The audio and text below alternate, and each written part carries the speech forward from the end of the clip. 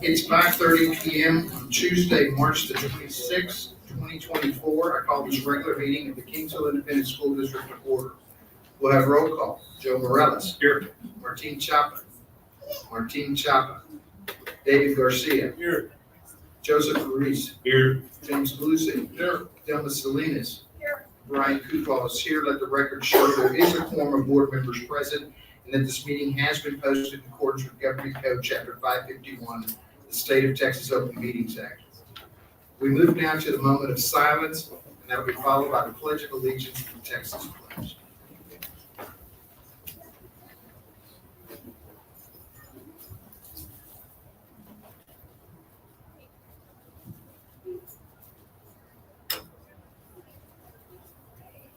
To the flag of the United States of America and to the republic for which it stands, one nation, under God, indivisible, with liberty and justice for all. Honor the Texas flag. I pledge allegiance to thee, Texas, one state, under God, one and indivisible.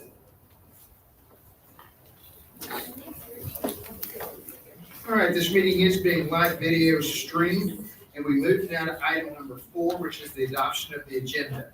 Do I have a motion to adopt the agenda? So moved. Motion made by Mr. Ruiz, Second. seconded by Mr. Morales. Any discussion? If not, all those in favor, please say aye. Aye. Any opposition? Motion carries 6-0. Item number 5 is public participation. Ms. Pettis, do we have anyone that wishes to address the board? No, sir. We move now to item number 6, which is communication from administration. We start with item 6A, which is the Harvey Gents recognition, which would be Mr. Raul Castellano and Mr. Albert Munoz. And Dr. Farrow will be introducing us.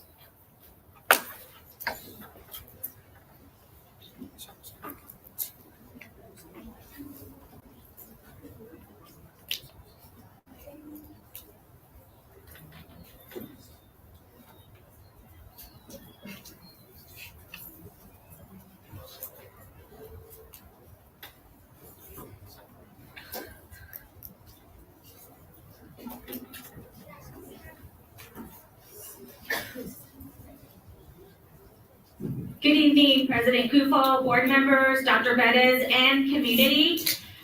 This evening, Mr. Castellano is going to introduce the Harvey Gents. And as they come up, Mr. Munoz is also one of the sponsors and will be lining the students up and ready to take a picture. Mr. Castellano? Good evening. This is a brief description of the Harvey Gents. The Harvey Gents program, 4th and 5th grade boys. The goal is to make sure these young boys grow up with the skills they need to become successful young men. The distinguished gentlemen are taught many lifelong skills that will include learning proper greetings, handshakes, opening doors, table manners, and tying a tie, etc. Our Harvey Gents are 5th grade. We have Miguel Garza.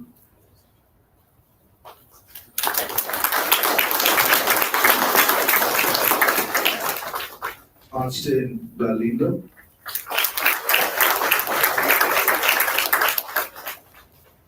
Vicente Garza.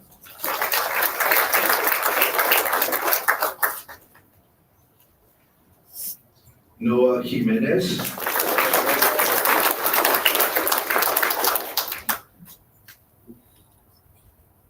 Malik Shelton.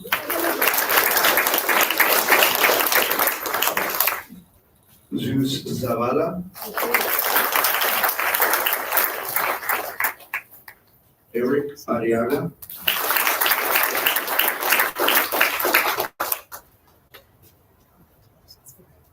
Quentin Ray Alvarez.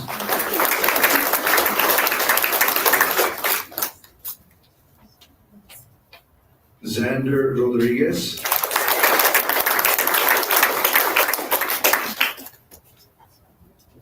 Nicholas Hernandez.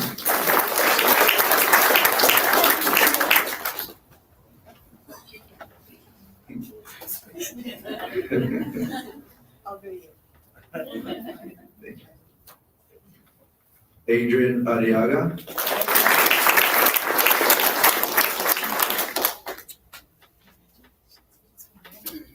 Dion King.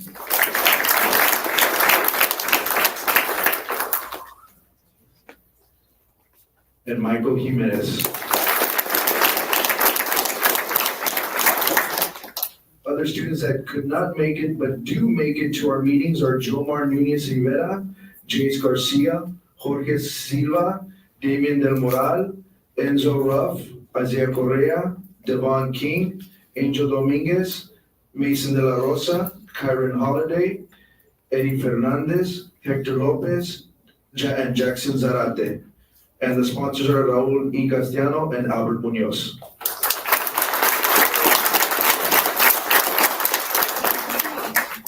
I want to say something about these students. When I went to Harvey Elementary visiting classrooms, they're spread out in all the different classrooms, and they go up to you and they shake your hand when you enter. I was so impressed with it, so I was asking them more about it, the sponsors, and they were telling me about the curriculum that they've ordered. Mr. Cassiano got a grant from the Education Foundation to also order materials, and this is just really planting the seed and what can happen when you plant a seed like this, because we want to spread it throughout the district and all the other campuses as well. So kudos to our sponsors. Thank you so much. Thank you.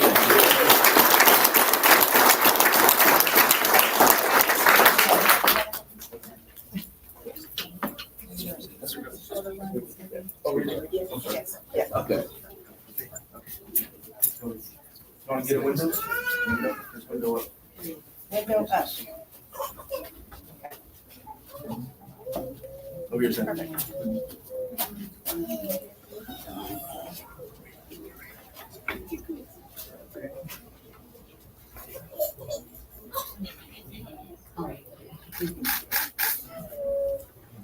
Perfect. Thank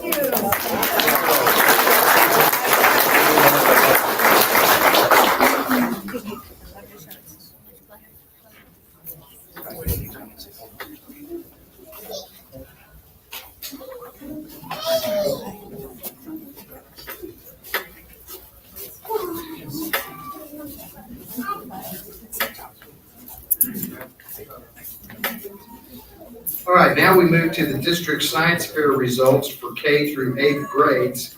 Dr. Farah.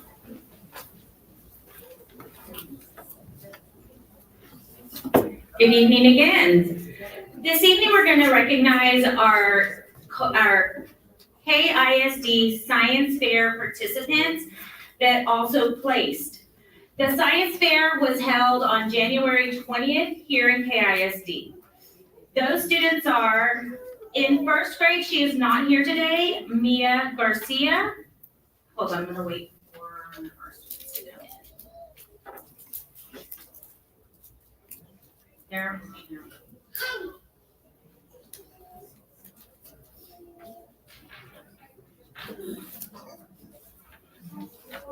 Here they come. In second grade, first place is Abigail Legata. And in second place is Melanie Infante. Which campuses? Both of these happen to be at J.R. Perez. In third grade, second place, J.R. Perez, Edward Legada. Our first place participant was not here. His name is Xavier Garcia, also from Perez Elementary. Fourth grade, in first place, Casey Lovelady, Perez Elementary. Second place is not here today, Catherine Garcia from Perez. Third place, Arnold Perez from Perez. Fourth place is not here with us today, Ryder Lucas from Perez Elementary. And fifth place is Delilah Thomas from Harrell Elementary.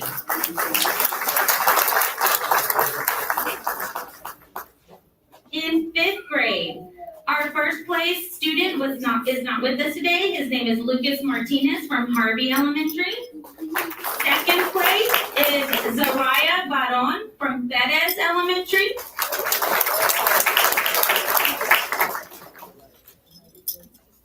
Third place is Sebastian Rivera from Bettis Elementary.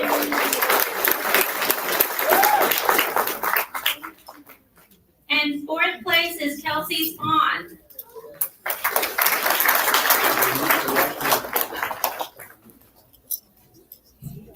From Harvey Elementary. All right, now we have our middle school students. Do you want to take a picture of just from elementary? Okay.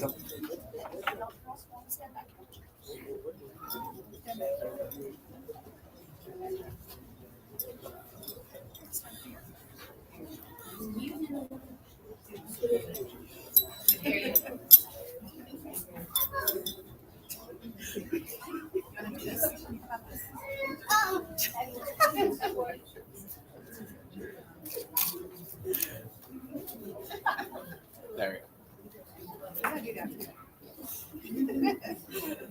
Congratulations to all of our elementary science fair winners.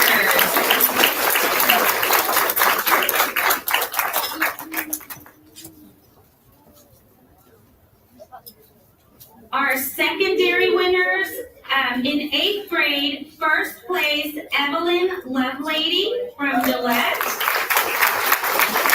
And second place, Joseph Pavon from Gillette as well. We had several 6th grade and 8th grade students that could not attend this evening.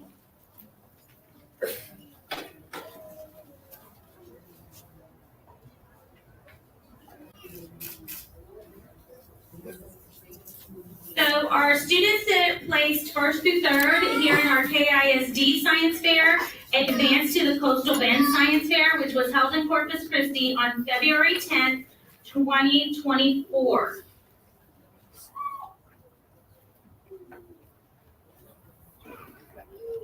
Now we're going to introduce the students that continued on to the Coastal Bend Science Fair.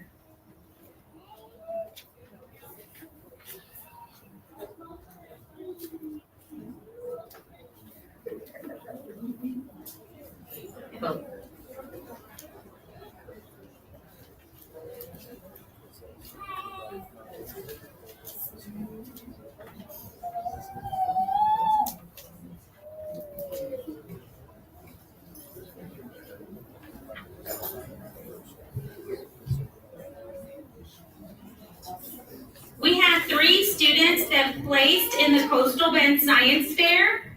In 4th grade, we had Casey Lovelady, who placed 1st. And not with us today is Catherine Garcia. And in 8th grade, Evelyn Lovelady also placed 1st in the Coastal Bend Science Fair. Evelyn advanced to the State Science Fair for middle school that was held this past weekend in College Station.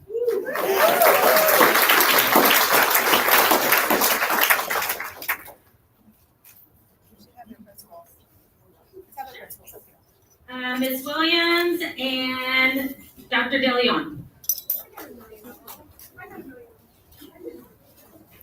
Nicole, you should be. Here, let's let them on. And of course, Mrs. Nicole Lovelady, who's the assistant principal at Pettis Elementary. And the mom.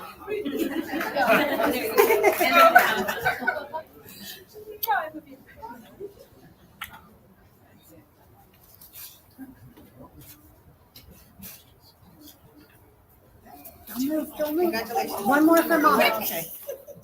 Okay, ready? 1, 2. Great, all right. Thank you so much for all of your hard work and dedication.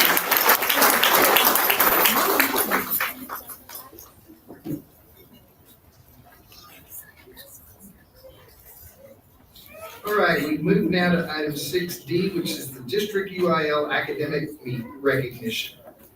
Dr. Farah.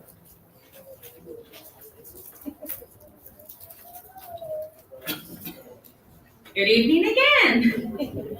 We are super excited that we had so many of our students participate in UIL at both the elementary levels and the middle school level. They competed in Toloso Midway on February 17th, 2024. And so tonight we're going to announce students that participated in events as well as some of ours that placed in those events on February 17th.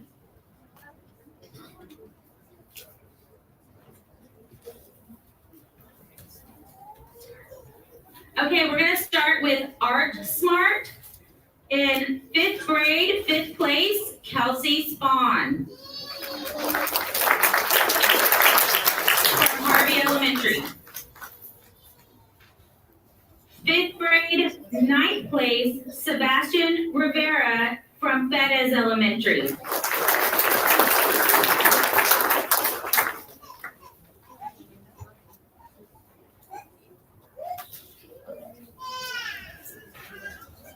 Eighth grade, 1st place, Beatrice Rivera from Gillette. And 8th grade, 5th place, Ziomara Mazon from Gillette. Neither one of them could be with us this evening. Also, students that participated in Art Smart: Adeline Montalvo, Zoraya Garcia, Grayson Longoria Perez, Madeline Cantu. Promise Mom I practiced this. Nahades Al-Sharari. I think I said it right. Nargis Al-Shahari. Is she here? Oh, she's back there. We do have our middle school participants here.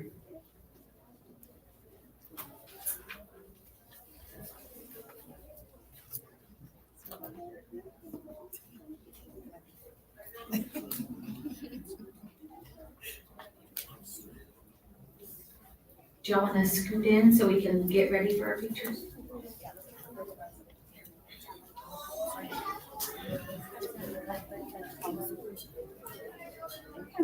We're gonna do this one because there's so many groups and kids. And so we'll come back with it.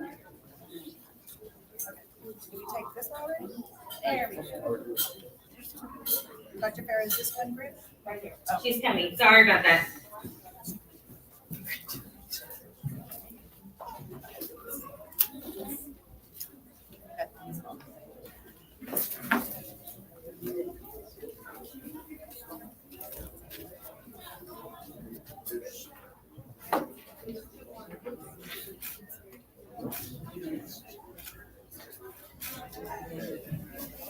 Hold on 1 second, you guys. Mr. Smith.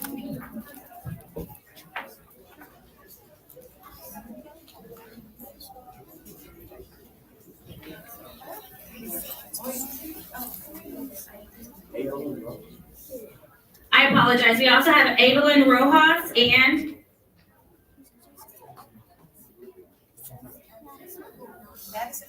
Madison Hernandez that participated in Art Smart.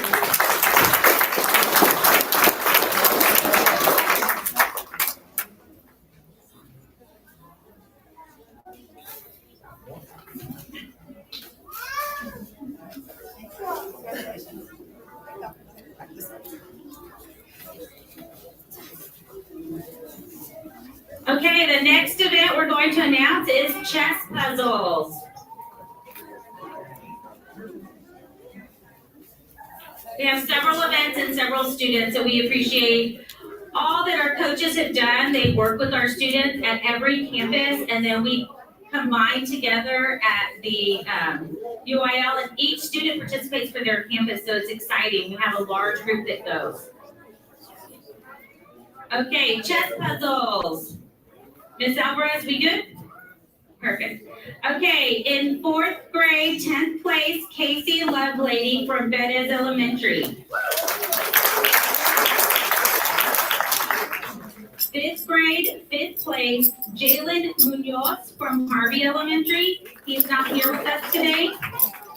Fifth grade, 10th place, Malik Shelton from Harvey Elementary. Sixth grade, 6th place, William Lovelady, who was not able to make it this evening. 8th grade, 2nd place, Aiden Ramos from Gillette. And then in 8th grade, 3rd place, there was a team, and it was Douglas, Cheryl, and Aiden Ramos. Also with us is Ivan Ramirez, who participated in chess puzzle. David Cavazos. Quentin Ray Alvarez. Peyton John Alvarez. And Zariah Garcia.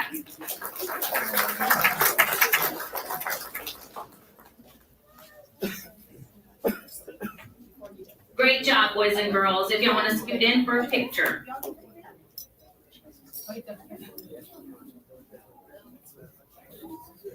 Miss Mendoza. Thank you. Did you want your cut? No?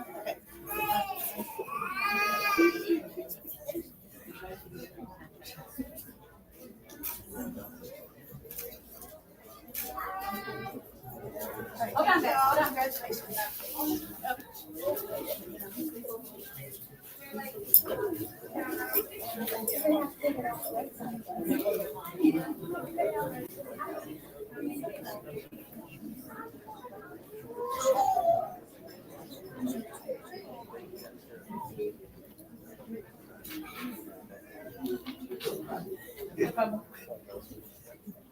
Okay, next we have dictionary skills. In 5th grade, 10th place, Zariah Baron from Perez Elementary.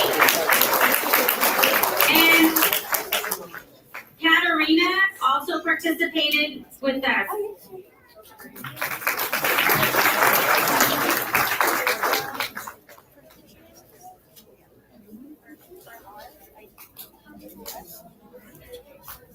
Those were our two.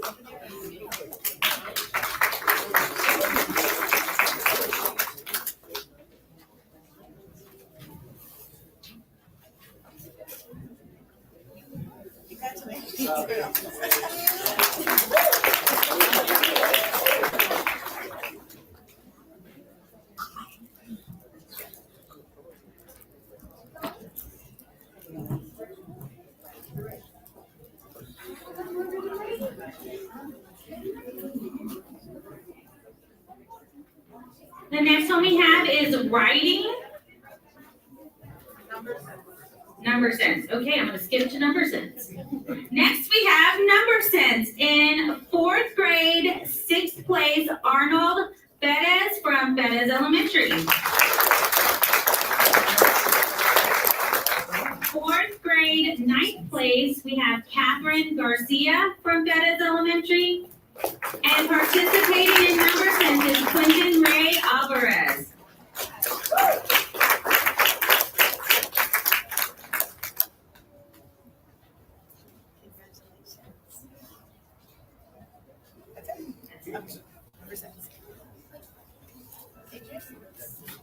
Dr. Farah, is Adrian? It is Arnold. That is. Oh, I didn't see it. Adrian Garza. And Adrian Garza participated.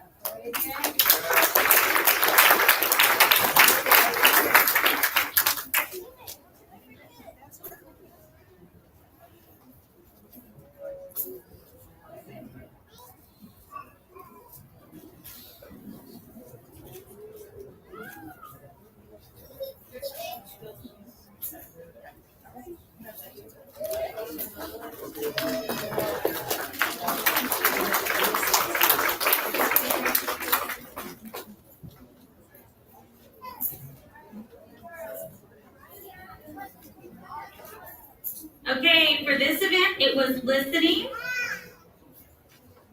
And we have 5th grade, 8th place, Jackson Smith from Harrell Elementary. And not with us today is Scarlett Nugent, who also received 8th place from Harvey Elementary.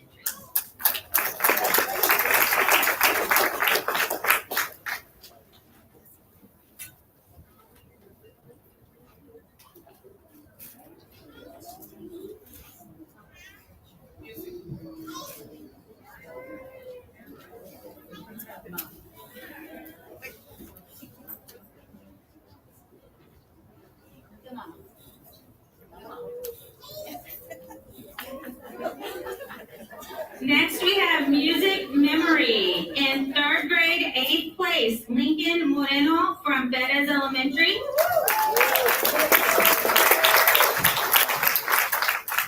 We also had Sophia Guerra participate, Dominique Garza participate,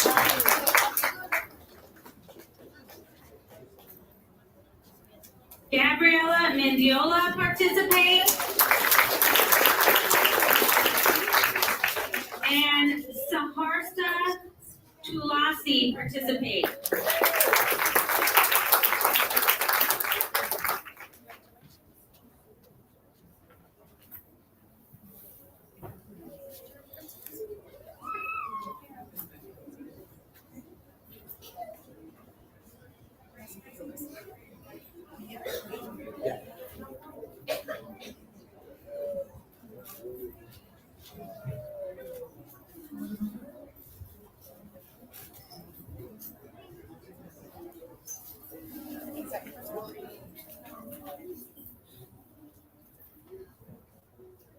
All right.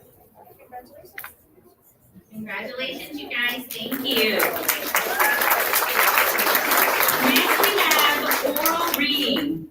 In 5th grade, 4th place, Camille Garcia, Harvey Elementary. Participants were also Katarina,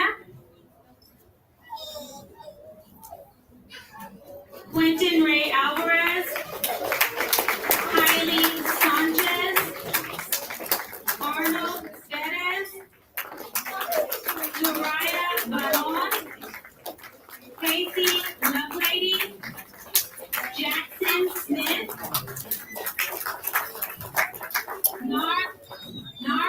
Nargis, I'm so sorry, Al-Shani.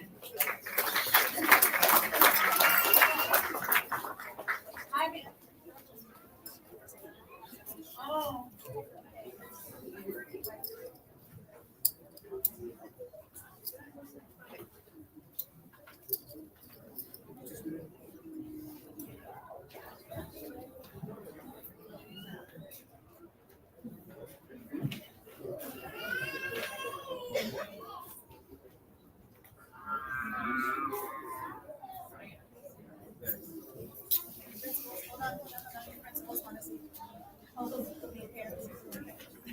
Wait.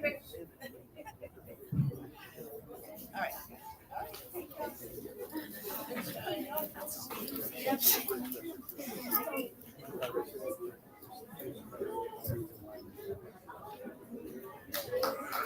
Okay, next we have science. 8th grade, 6th place, JB Eleanor. Okay, I apologize, ma'am. Kazanahi from Gillette Elementary Middle School.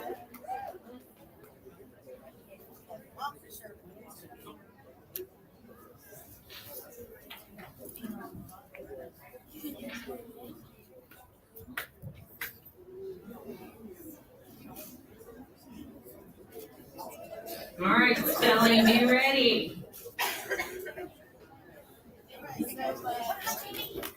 Okay, next we have spelling. In 3rd grade, 5th place, Adriana Gonzalez from Perez Elementary. 3rd grade, 9th place, Maya Cortez from Harrell Elementary. 4th grade, 10th place, Arnold Bettis from Bettis Elementary.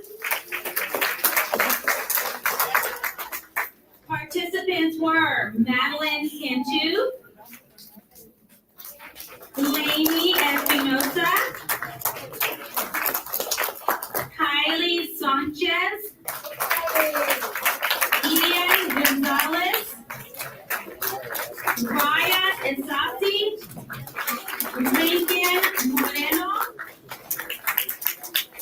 Alexis Garcia, Emma Martinez, Michaela Lara, Adriana Trevino, Congratulations.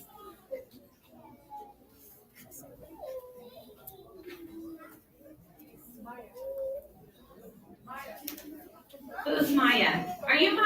Oh, come up, I already called you, sweetie. She is third grade, ninth place, Maya Cortez.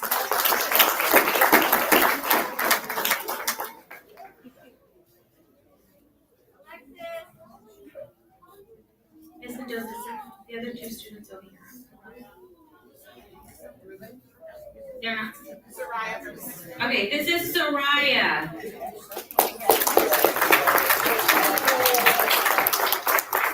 This is all for spelling. Spelling, yes. Huge group.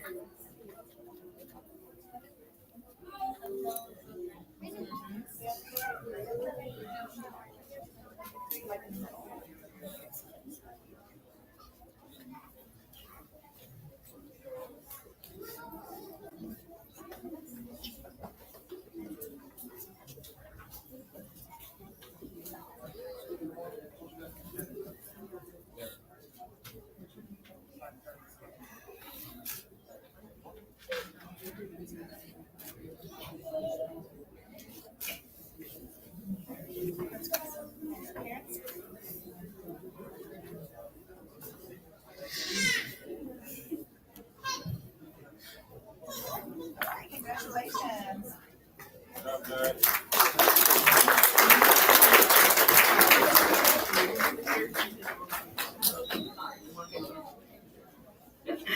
Storytelling. Participants are Carissa Rodriguez, Elia Templeton. Come on up.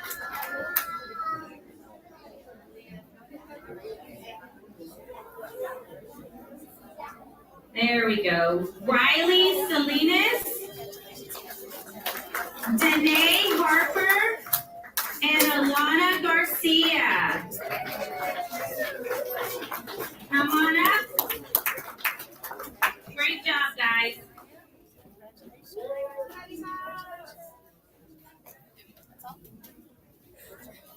This is for storytelling.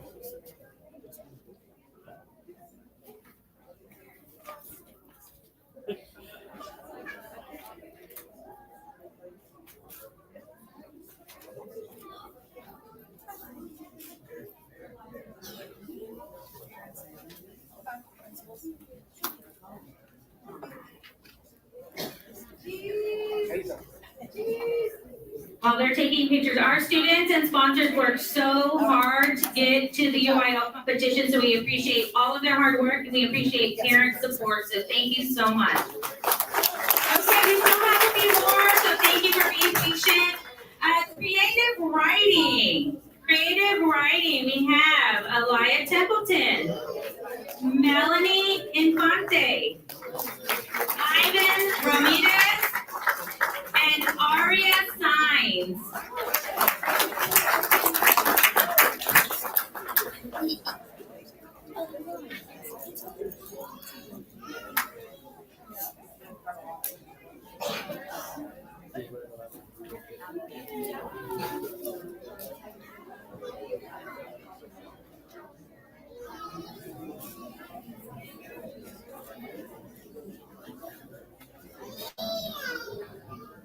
All right, thank you for all of your hard work.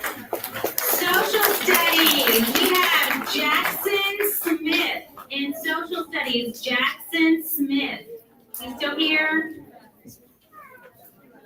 Okay, sorry he left. Ready writing. Ready Writing, we have Zaraya Baron, Emma Martinez, Celia Solis, and Brody. Brody, there we go.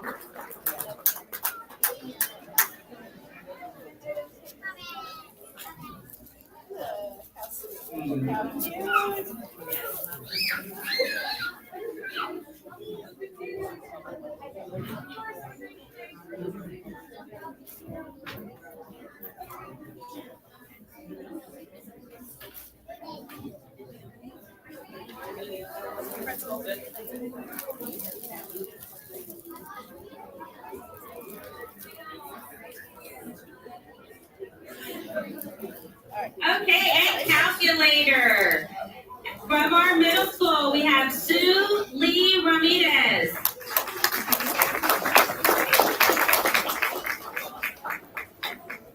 Okay, while Sue is taking pictures, I want to say thank you to all of our sponsors. Some of them were shy, but if you're willing to come up, I'd love to have a picture of all of our district sponsors.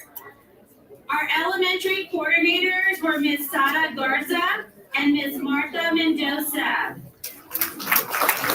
Our elementary coaches were Ursula Alanis, Cassandra Alvarez, Raul Castellano, Vienna de la Garza, come on in guys, Melissa Gonzalez, Patricia Hinojosa, Astrid Leja, come on up.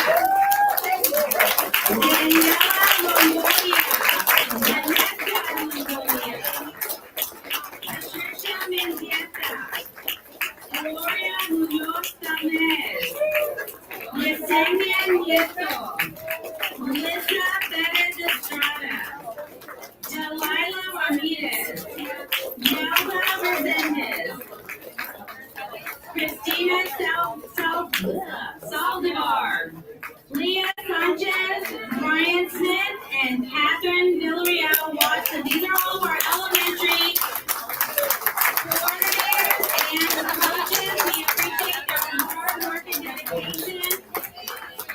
They were back there with all of our students, and we weren't able to get a picture with them ahead of time. Okay, y'all know how to do this. You do the class.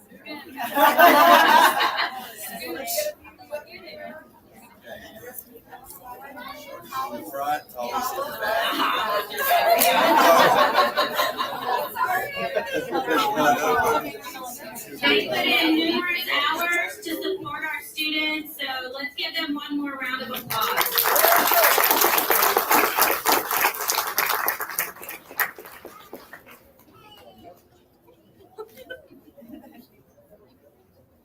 Our middle school teachers were a little shy, but I would like to announce them as well. I don't know if they're still back there, but we appreciate the middle school coordinator, Lisa Salinas. Yes.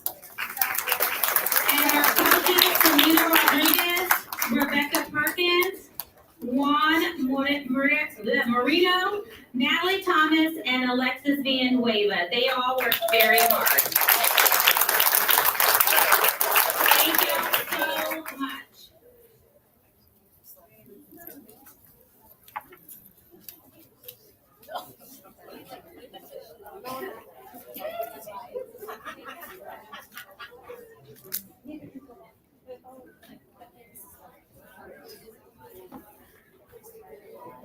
All right.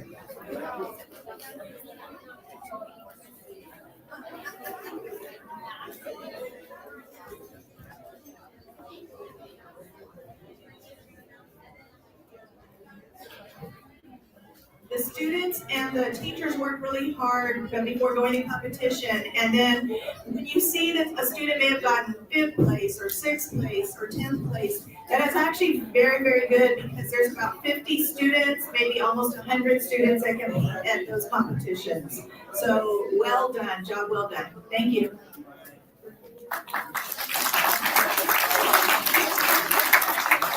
All right, we move down to item 6E, which is the Fine Arts Band and Choir recognition.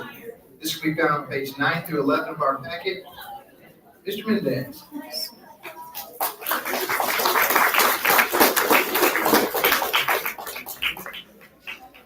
Good evening, everyone. Good evening. We'll try to get through these here.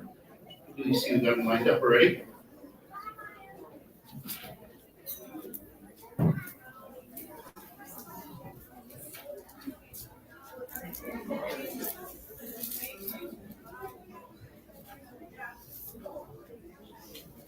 Okay, we're gonna go ahead and we'll get started here. We're gonna get started with the Gillette Middle School All-Region Jazz Band members. These are all audition processes throughout obviously the region, and these are the members of the middle school.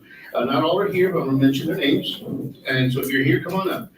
We have Noah Ovalle, Julian Garcia, Leon Diaz, Micah Trevino, Joseph Pabon, Thomas Martinez, Joe Matthew Garza, Mark Barrett, and Jediah Banda.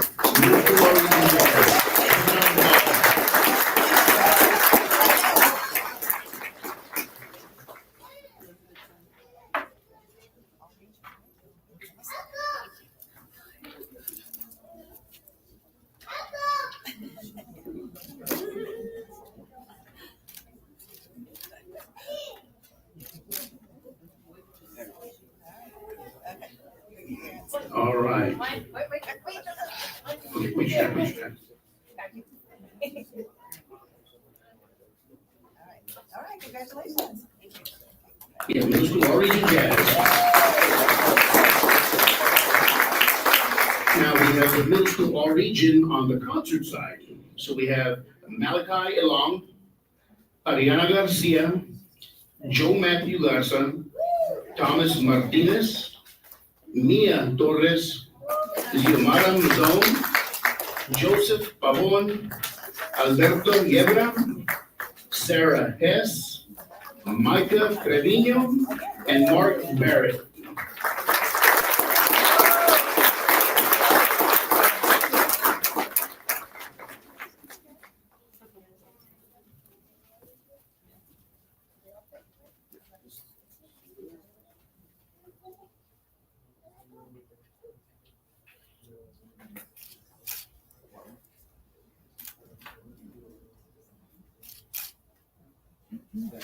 Put them on this and papas.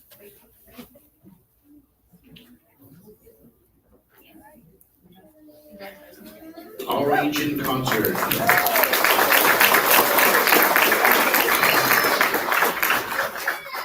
We have a member of Gillette Middle School make the TMEA Middle School Region Choir, and that's Madeline Trevino.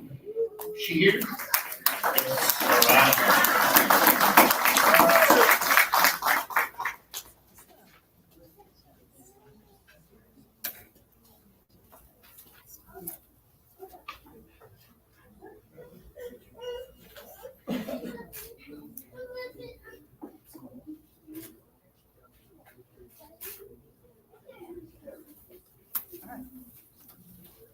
Middle School Region Choir. We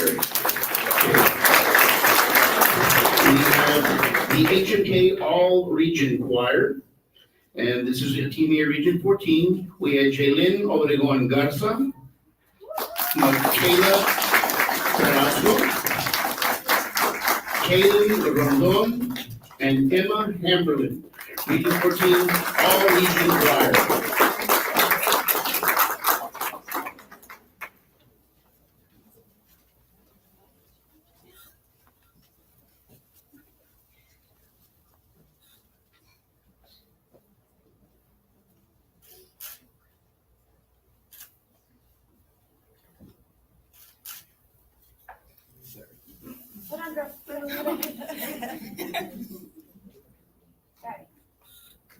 Congratulations. Thank you.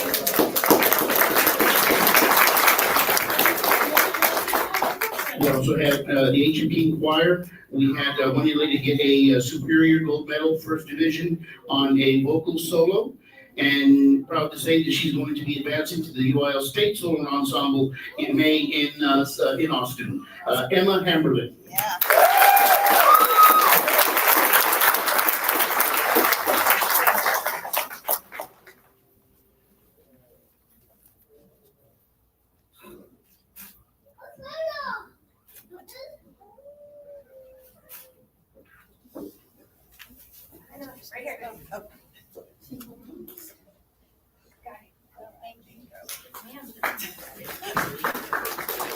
All right. The next thing we'll announce is the Gillette Middle School, the solo ensemble jazz band, and also a competing jazz band. We have Micah Trevino.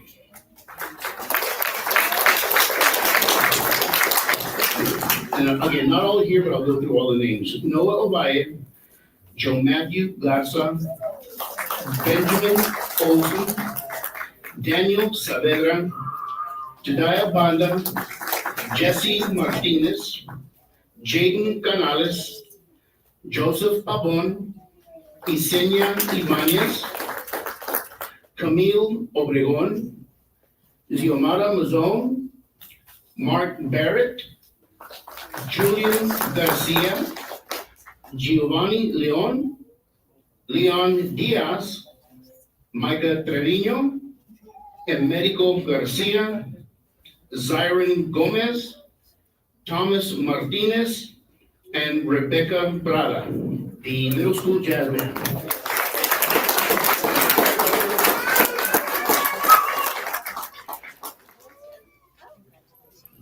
They received straight first divisions at the UIL Solo Ensemble Contest. They also received, we went to a jazz festival in Houston. Where they received the outstanding middle school band of the day at the Houston Jazz Festival. They just competed this past weekend where they got straight first divisions at the Texas A&M University Kingsville Jazz Festival. And at the Houston Jazz Festival, we had Micah Trevino, who is the outstanding soloist in middle school at the Jazz Festival.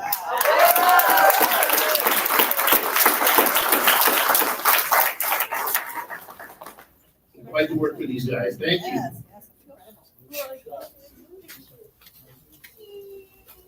We have our high school all-region mariachi members. We had Juan Cantu, Randall Medina, and Julian Mendez, members of the all-region mariachi.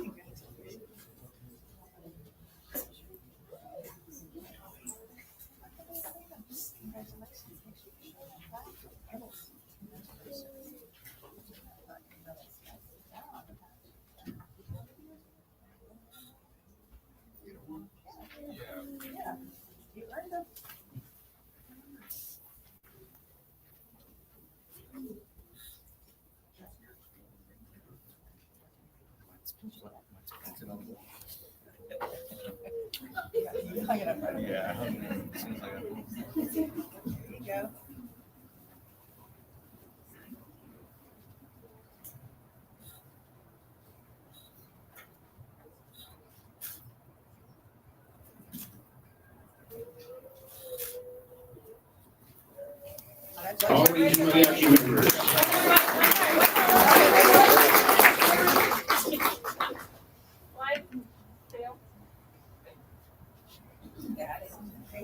All right. We had our individual also auditionees with the all-region jazz band. I still had the most in the region in our classification. We're proud of that. We had, and again, not all here, but I'll mention all their names. Emilio Lara, Juan Cantu, Riley Munoz, Adam Rizvi, Isabella Mendez, Randall Medina, Julian Mendez, Ryan Gomez, Adriana Ganueca, Michael Rosales, and Melody Silva, all region jazz members.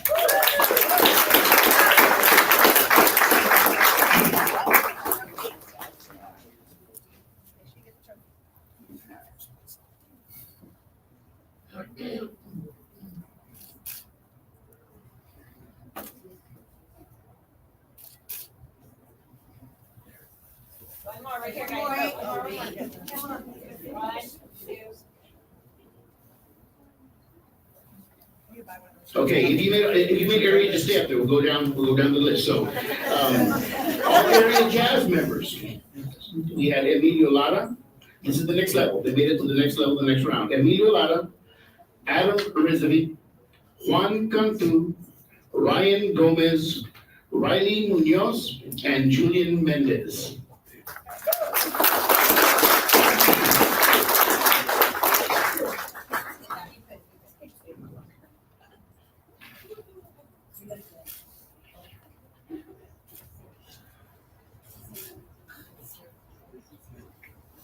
Okay, guys. 1, 2. Got it.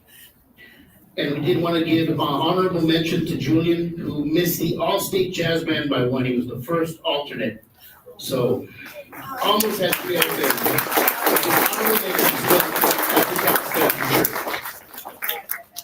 So now we have the All-Region Concert members. Again, mentioning the names and those that are not here also. We had Arami Cruz, Juan Cantu, Michael Rosales, Emily De Santos, Isabella Mendez, Randall Medina, Riley Munoz, Jakari Mazone, Zoe Cavazos, Julian Mendez, Emilio Lara, Adriana Ganawica, and Adam Rizvi. First level all region concert band members.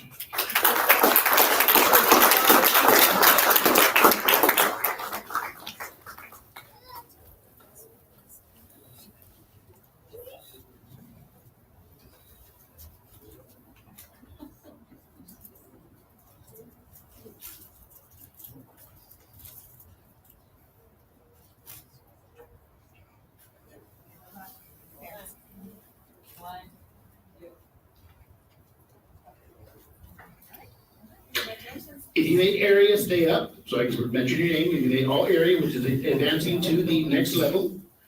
We had Isabella Mendez, Julian Mendez, Dakari Mazone, Emily De Santos, and Riley Munoz. These were the next level, the all area concert band members.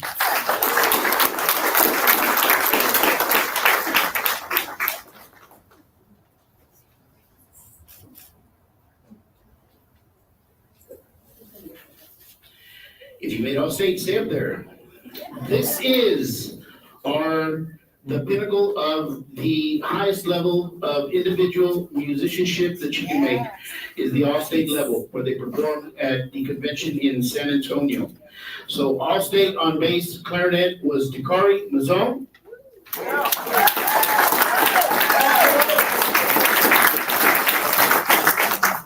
And on string bass, the first string bass player in the history of Kingsville, Emily De Santos.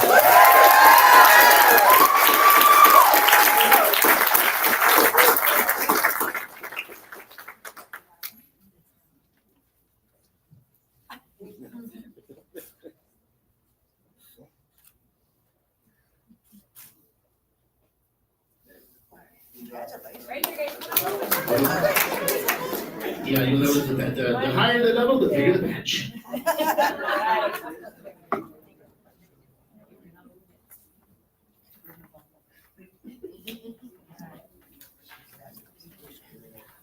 Okay, now we'll go on with the UIL solo and ensemble participants. We had individuals, we had Gabriel Garcia with a second division silver medal. We had individual medals, solos, Arami Cruz, Ryan Gomez, Sofia Rivera, Juan Cantu, Ava Suazo, Adam Rizvi, Abigail Mercado, Julian Mendez, Delilah Trevino, Jera Banda, and Elizabeth Lovelady. First division gold medal soloists.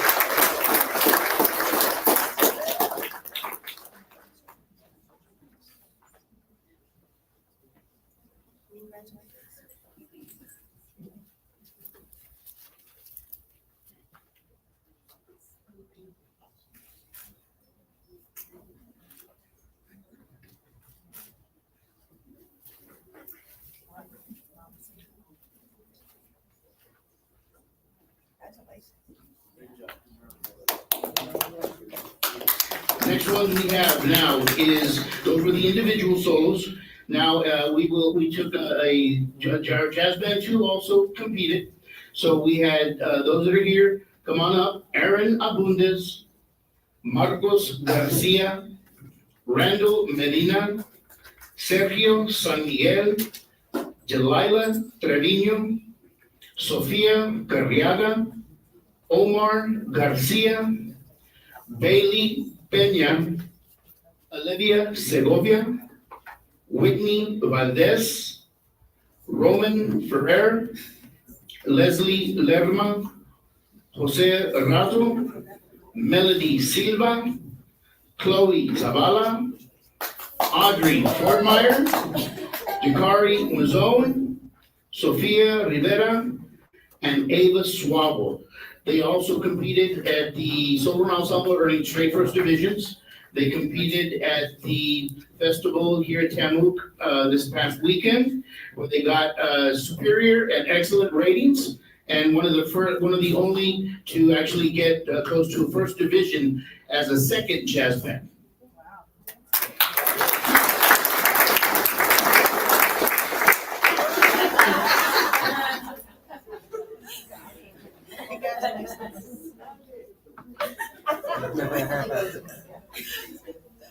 Our first jazz band one.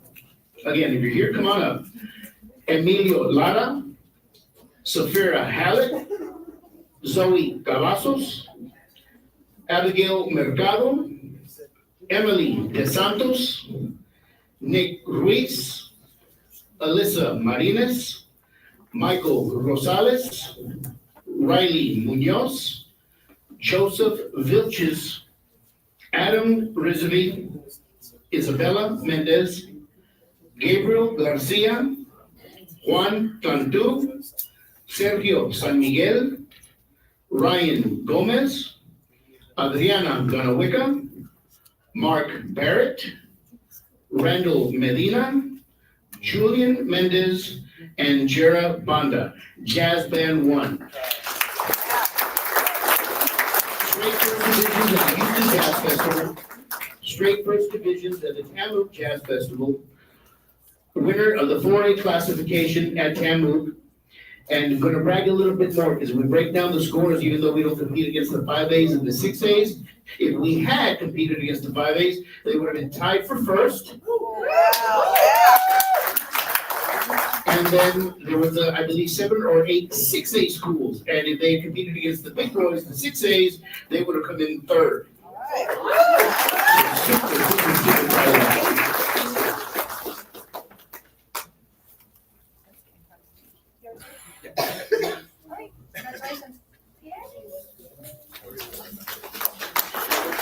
So, the next thing going on, we did have several certified for UIL, the State Solo Ensemble Contest in Austin.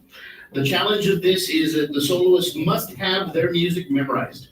And they are not short songs. The level 1 songs are not 2 pages, 3 pages. Some of these are 4 and 5 pages. So these kids, you have to have it memorized to get certified. You can do the solo, but if you do not have it memorized, the judge will not certify you to advance. So these individuals had their solos memorized, and they are, if you're here, come on up. Arami Cruz, Ryan Gomez, Sofia Rivera, Juan Cantu, Elizabeth Lovelady, Adam Rizvi, Jera Banda, Julian Mendez, and Delilah Trevino. We have brass quintet, Juan Cantu, Michael Rosales, Zoe Cavazos, Chloe Zavala, and Randall Medina. We have brass quartet, Gabriel Garcia, Leslie Lerma, Omar Garcia, Abigail Mercado. 9 participants in the State Solo Ensemble Contest and 2 ensembles.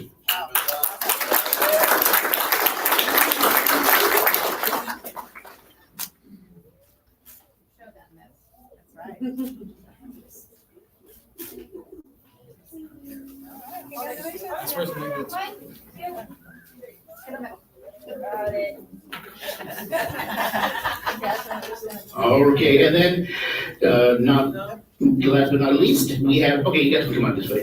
We had our winter guard compete this weekend, and we have one of our members of the drum line here also. So they competed this weekend, I'll give you the accolades in a second, but our winter guard, they were at the state championships for the Texas Educational Color Guard Association in San Antonio this weekend. Emma Hammerlin, Morgan Perkins, Hannah Ortegon, Zoe Cavazos, Riley Mitchell, Emery Prado, Randall Medina, Emily Bast, Aiden Reyna, Isabella Mendez, Ileana Rodriguez, Rihanna Muniz, Chloe Zavala, and Serenity Aguilar.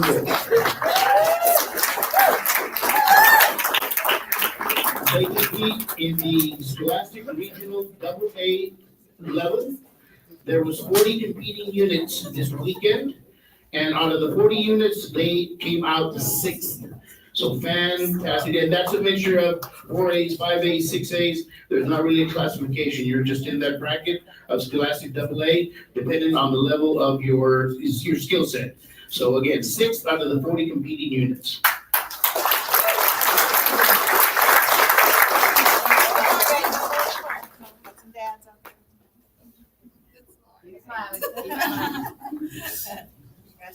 Congratulations. Again, I want to say, also want to thank, of course, our band directors, Robert Alvarez, Victor Garza, Mark Sullivan, Marcus Cuellar, and our choir director, Susan Exler. Countless hours, morning, afternoon, evening, late night, work to the work, to these folks. Dedication is unmatched.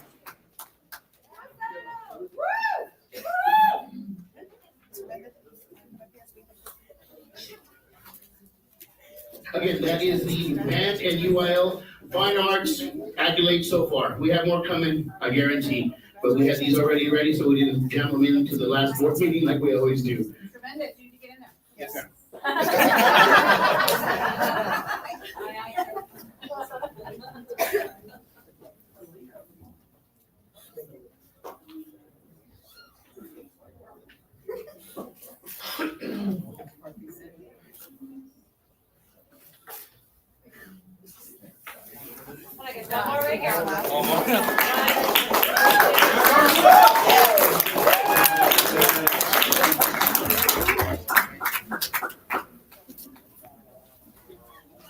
Thank you very much.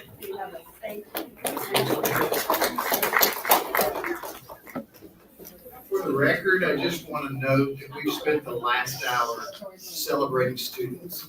And that's one of the greatest things that we can do at a board meeting. And on behalf of the board, I want to thank all the students, all the faculty, everybody that's been involved in this process. Way to go, Brandon.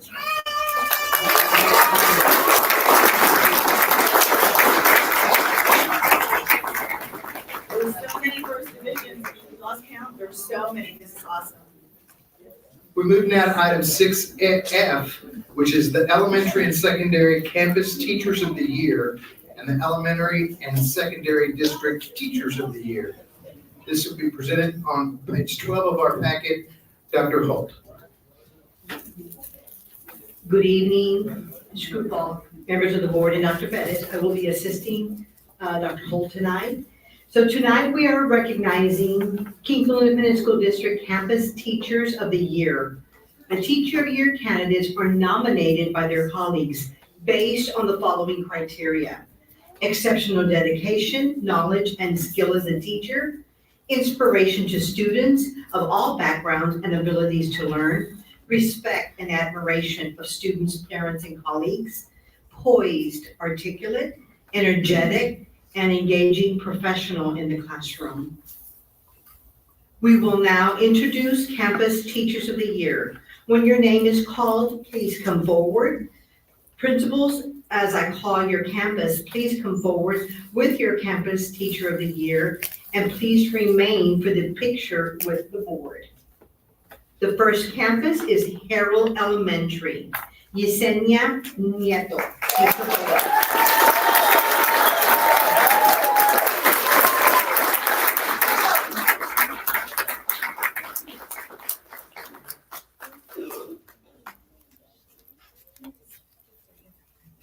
Harvey Elementary, Raul Castañeno.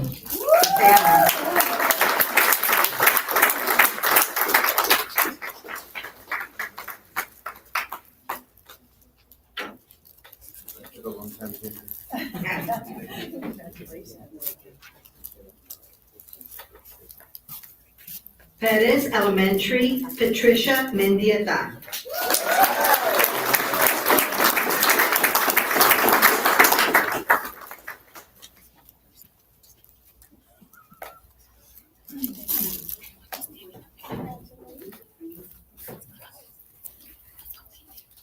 Gillette Middle School, Rebecca Perkins.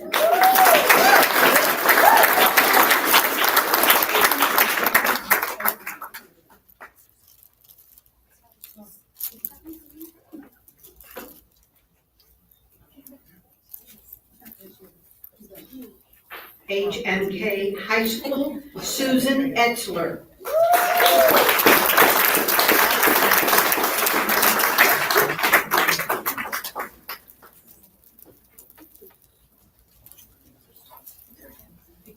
Our CARE campus is represented by Victoria Longoria.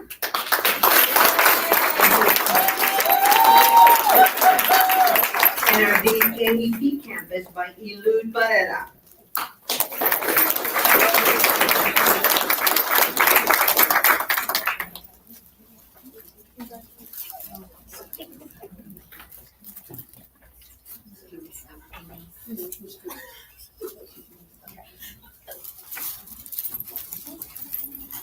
Will members of the board please join us at the floor for a picture? Yeah, that way, so that way.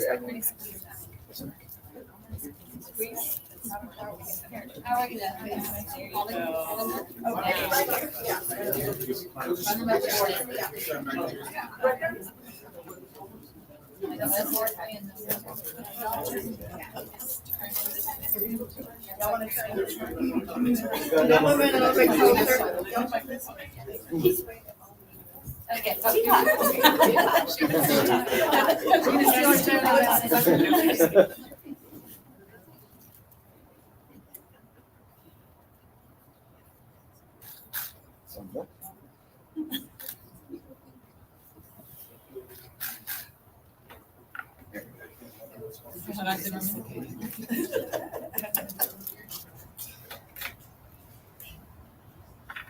Join me in giving him another round of applause.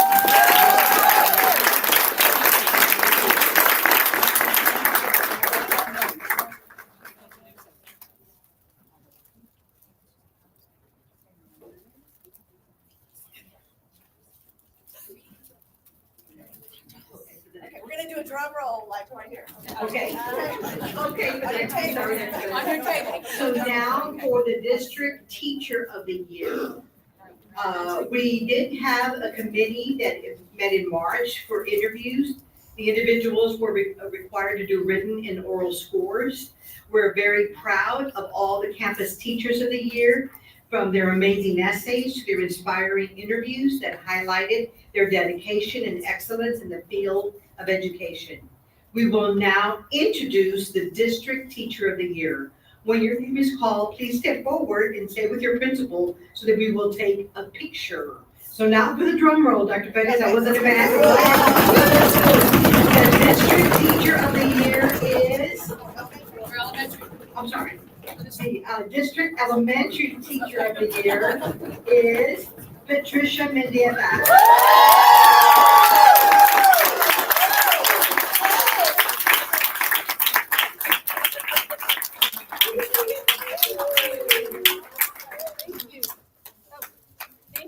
The district secondary teacher of the year is Rebecca Perkins.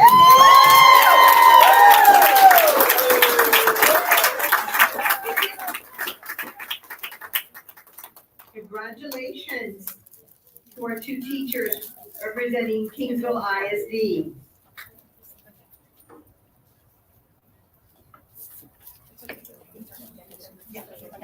Make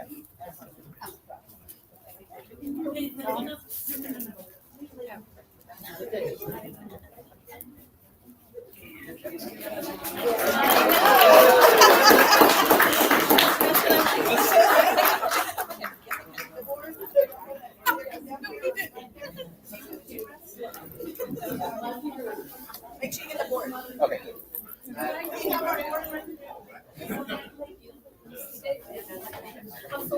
I know, me too, I'm still shaking. Y'all have to submit your applications.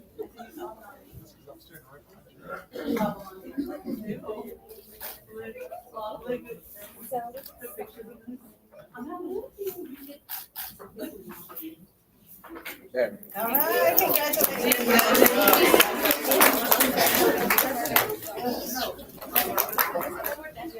In closing, the District Teacher of the Year winners will be recognized at the awards banquet on May 9th. They will also move on to the regional and state level competitions. Congratulations on being nominated to represent Kingsville Independent School District and as a District Teacher of the Year, and good luck at the state and regional and state competitions. Another round of applause.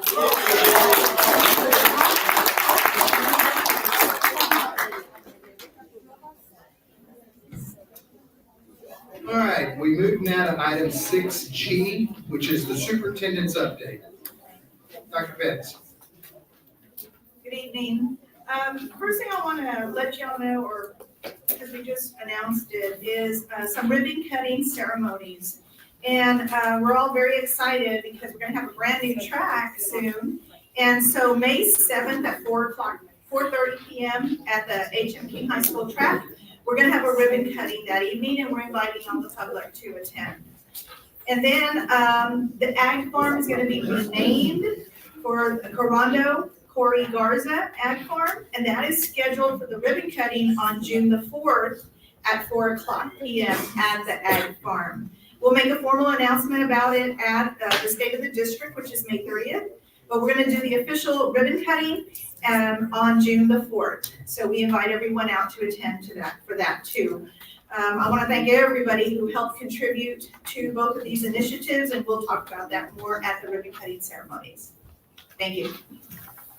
The next thing we're gonna, an update will be the ADA update, and we're gonna have Mr. Aaron Gonzalez, because we're doing this every month.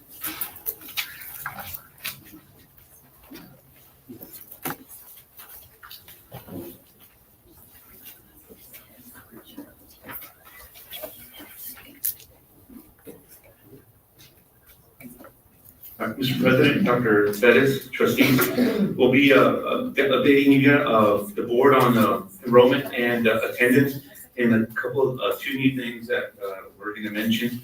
Enrollment as of yesterday was 2,593. Last time we were here, it was 4 less. So we're staying stable. We're getting some kids in. We're losing some kids, but we are staying, and we're going to go over that here in a little bit.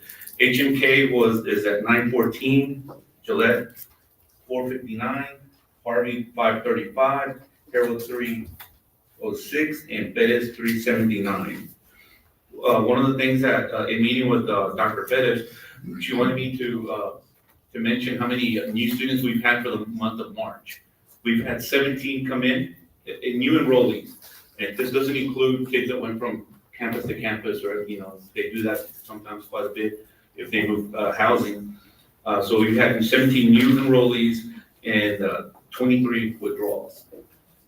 And talking about the withdrawals, talking to Sylvia John, the attendance clerk at Bettis, she says we're already getting T-Rexes from other schools, so the kids are being tracked.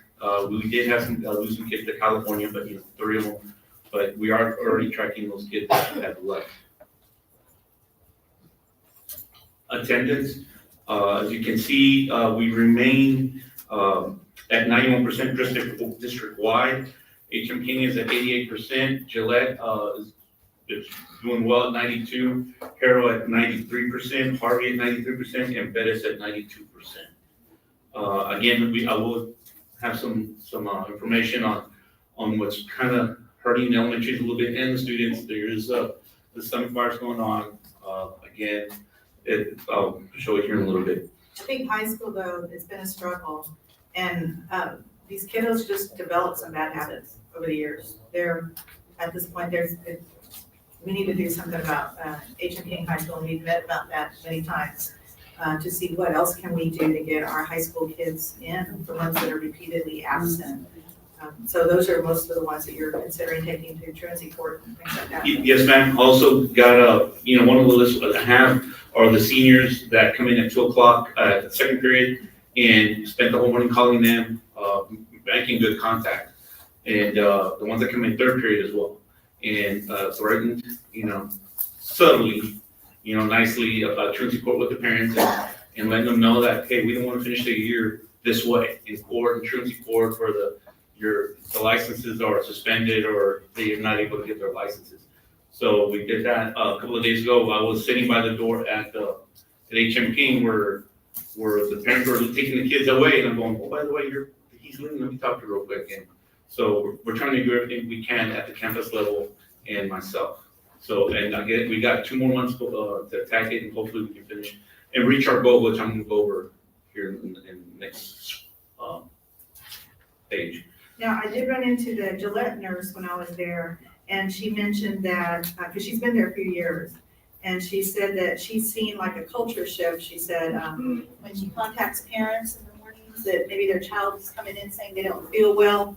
In the past, or like over the years, it had been where they right away can pick up their kids. And now she's hearing more of, well, they don't have fever. I'm gonna talk to him, or her, but she's gonna stay there. Stick it out as much as possible, because a lot of times, they aren't ill enough to go home. They're wanting to go home. But I appreciate hearing that from the nurse, that our parents there at Gillette, and I'm sure others, are helping us keep the kids in class. Yes, ma'am. And again, I think the procedures we have where we're calling, we're visiting homes, we're attacking the young ones. And we're not, I'm not gonna wait for 6 years for it to really come to fruition. Hopefully by next year, we'll set a good precedent where the kids are realizing we're gonna go after them. In a way, as in visiting the homes, not go after them with court, right? Visiting the homes, calling them, meeting with them, or harassing them to be in class. So, but if you look at this sheet, at the end of last year, we finished at 86% at HMK, Gillette was at 87, elementaries. We grouped them together, we're at 93, and we were at 89% for the district. Okay, right now we're trending up. We're at 91% for the district. We want to stay there. So these are the goals for this year. The goal was to keep HMK at 90%, Gillette at 90 as well, elementaries at 94, which I think we can attain that. We're making a push. We're calling parents. We're trying to change the mindsets. And for if we can be at 92% for the district this year, we reached our goal. Of course, we want to be at 96, 97, but it's always good to set attainable goals, and that's, we're close to that. So hopefully, as long as we're turning up, I think it'll be, not a great year, but it'll be, better. Okay, and for next year, we are looking for the high school to be at 93. Of course, it's going to take a lot of hard work, but that's our goal. Gillette to be at 94, and they're trending that way right now. Elementary's at 96. I feel we can get there. 95, 96. I'm going to shoot for the stars on that one to be at 95% for the district next year. I think it's attainable. I think with the procedures we have, communicating with parents, I guess going to truancy court, and having the judges be stricter this year, and they are getting stricter as we go along, I think it'll have an effect. So that's where we're at right now. We're trending up. We're better than we were last year, but I mean, we want to get better moving forward. Again, the next page is just an article on KIII TV3 talking about the stomach virus. We do have kids that are sick, but they're coming in, they're going home. Sometimes sometimes a attendance clerk will tell me, it's like, well, they were throwing up. It's like, well, that's good for us because they're coming to school and we're sending them home, and that's the way it should be done, right? But I mean, sometimes if they have fever, don't send them, but, that's where we're at right now.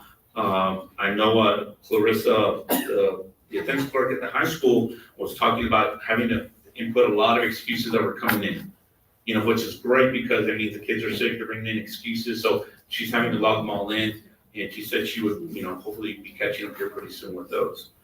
Okay, truancy court dates, we had one yesterday, and we have one coming up April 4th for 9 students with Judge Gonzalez. Okay, like I said, things are everybody's working hard, attendance clerks, CIS, liaisons, principals, and so we're gonna try and meet our goals this year. And we got 2 more months. I even talked to Dr. Perez about maybe even implementing something like no more absences challenge. Just that's what I'm telling the parents. We're motivating you guys to like attend school for the next 2 months without misses. So that's what we're trying to do, encourage perfect attendance for the next 2 months and reach our goals that we had set earlier in the year. Any questions? I don't want to go into any specifics, but for example, the truancy court that was yesterday, in generalities, what do we see in the court? Well, yesterday, sir, was a review. He wanted to know how were the students doing yesterday. The one on April 4th, that is truancy court. Yesterday, it was about are they doing what they were told? Have they missed class? Yesterday was a review. And I think that was a review, sir. Were they? I mean, are they? Yes. Better? Yes, sir. Yes, sir. Yes, sir. They, like I said, the judges have figured out a way where they're being stricter, nice, but they're telling the people, you don't want to see me again. I think at the beginning of the year, they were being too nice, and that kind of, we spoke a little bit, and now they're saying, look, I feel for you, I know the story, but my job is to get your son to school and get an education, and they're literally saying that they wouldn't be doing their job if the student wasn't in school. Good. So. I have a follow-up to that, Brian. So are you attending every single truancy hearing? Yes, sir. So what's the most common punishment and fine or consequence that you've seen? That they need to make up hours, Bright Blue Fridays, and the other common one is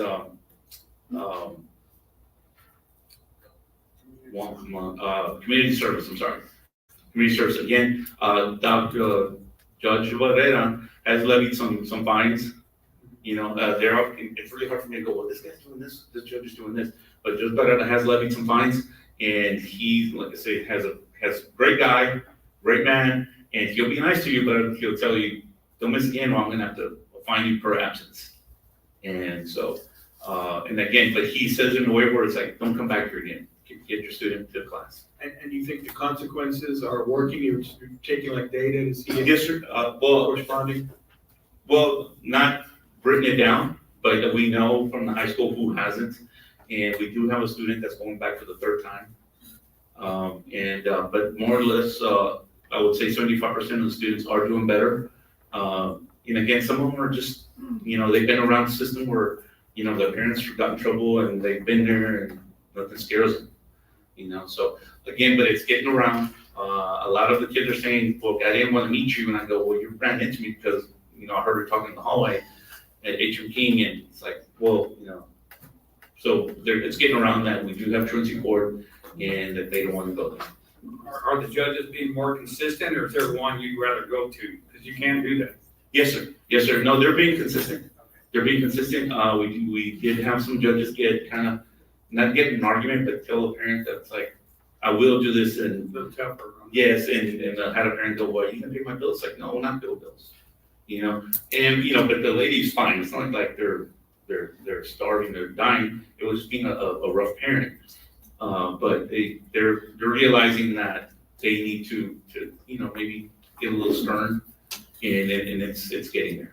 And then as far as making up the hours to go to the next, if they're passing and they need to make up hours, are they going back to the judge for review on that? Yes, sir. And again, the one yesterday was a review. And again, he will call me and let me know ask me how the kids are doing. Mr. Gonzalez, can you provide us data next time, like percentage wise, are we seeing improvement? Is it making a difference what you're doing or what the judges are doing? Yes, ma'am. And if so, this is the information I have, kids are not repeaters, Okay. Yes, ma'am. Yeah, I think in May would be good also to show all the kids that you sent to court. You don't have to just put the names, of course, and then what's the percentage of them improving their attendance? Okay. Yes, That ma'am. would be a good information. Yes, Mr. ma'am. Gonzalez, you're saying you're attending every court hearing that has to deal with our kids? Is that what you're saying? Yes, those ones I go to, yes, sir. Okay, so what are the reasons that these kids are giving or not showing up? If you've been in the court that these kids are attending, what are the reasons that you're hearing that they're unable to get to school or make school? Of course, you're gonna hear transportation, but there's very few that really have no transportation. It says it's like, well, the bus is a corner away, so they just don't get up. So transportation is probably the main one. We haven't had anyone say that there's no food or trouble or anything like that. It's just transportation. But a lot of them they're sleeping in. And the elementaries, and we had parents go, it's my fault, I don't get up. So of course we are sensitive to the fact when somebody says, I really don't have a ride, I'm a single mom and I don't have a job. We're sensitive to that when we hear that, and it's very few. But most of the time it just, they're not getting up and they miss the bus. And can you send somebody back to come get me? It's like, well, we can do it a couple of times, but we can't do it every day just because we don't get up at a certain time. So more or less, how many students were reviewed yesterday, or their data was reviewed, that you said they were looking at? Their progress? 6. Like 6? Yes, ma'am. So, and again, they were elementary. Oh. They were elementary, and again, I like the fact that the judge said, I'm gonna call you in 15 days. I'm gonna call Mr. Gonzalez, and in 15 days, he's gonna let me know if you're abiding by the court orders. So, we're good. Okay, I really appreciate you giving us the dates that are coming up. But how often in the past have you had court dates? During this year? This year, is it monthly? Well, I think I've been stating them every time, I think most of the time when I come here. Just add it, I guess, the next time, like. if they Okay, every can't time we have had a court date, okay, I will do But that. what I'm No, saying is I'll- I can't look back and see how often it is, so I don't know if this is, Yes, sir. I will have that next time as I well. appreciate it. We'll have that. We'll have that next time. Mr. Gonzalez, I'd like to know with that data that Ms. Salinas asked, I'd like to know what's the percentage of kids that are missing school because of transportation? That should not be a reason why our kids not be in class. Yes, sir. And if you can get that for me, Okay. because, we've got public transportation here in the county, so Yes, sir. that should not be. And I know there was discussion before, but I'm saying, but I guess what I mentioned was, most of the time it was the bus arrives a block away and they just don't get up. So, but I will get that information for you again. Thank you. Yes, sir. Anything else? Thank you. Thank you. Okay, the next thing we're gonna be going over is our CNI update. And the benchmark data we're looking at tested all TEKS, even though they hadn't all been taught, they tested all TEKS. And we looked at how they did this February and how they did last February. So we can see, are we on target to how we were doing last year? Because we did grow and everything, but we want to grow more, definitely. Or are we regressing in those areas? And then the established plan that they did when we went to the campuses. And we've been going.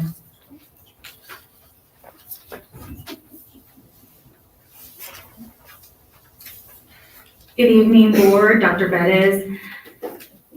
I'm going to go over our February benchmark information. So February 26th through March 5th, benchmark assessments were given. Students took the released 2023 STAR assessment. So if you look at our reading language arts, we are on target based on this assessment. In the approaches area, we are focusing on meets and masters. We would like to work on improving meets and masters. So if you look at last year's and then you look at this year's. From the approaches to the approaches, we did show an increase. With the meets and masters, we need to keep looking at too. Correct.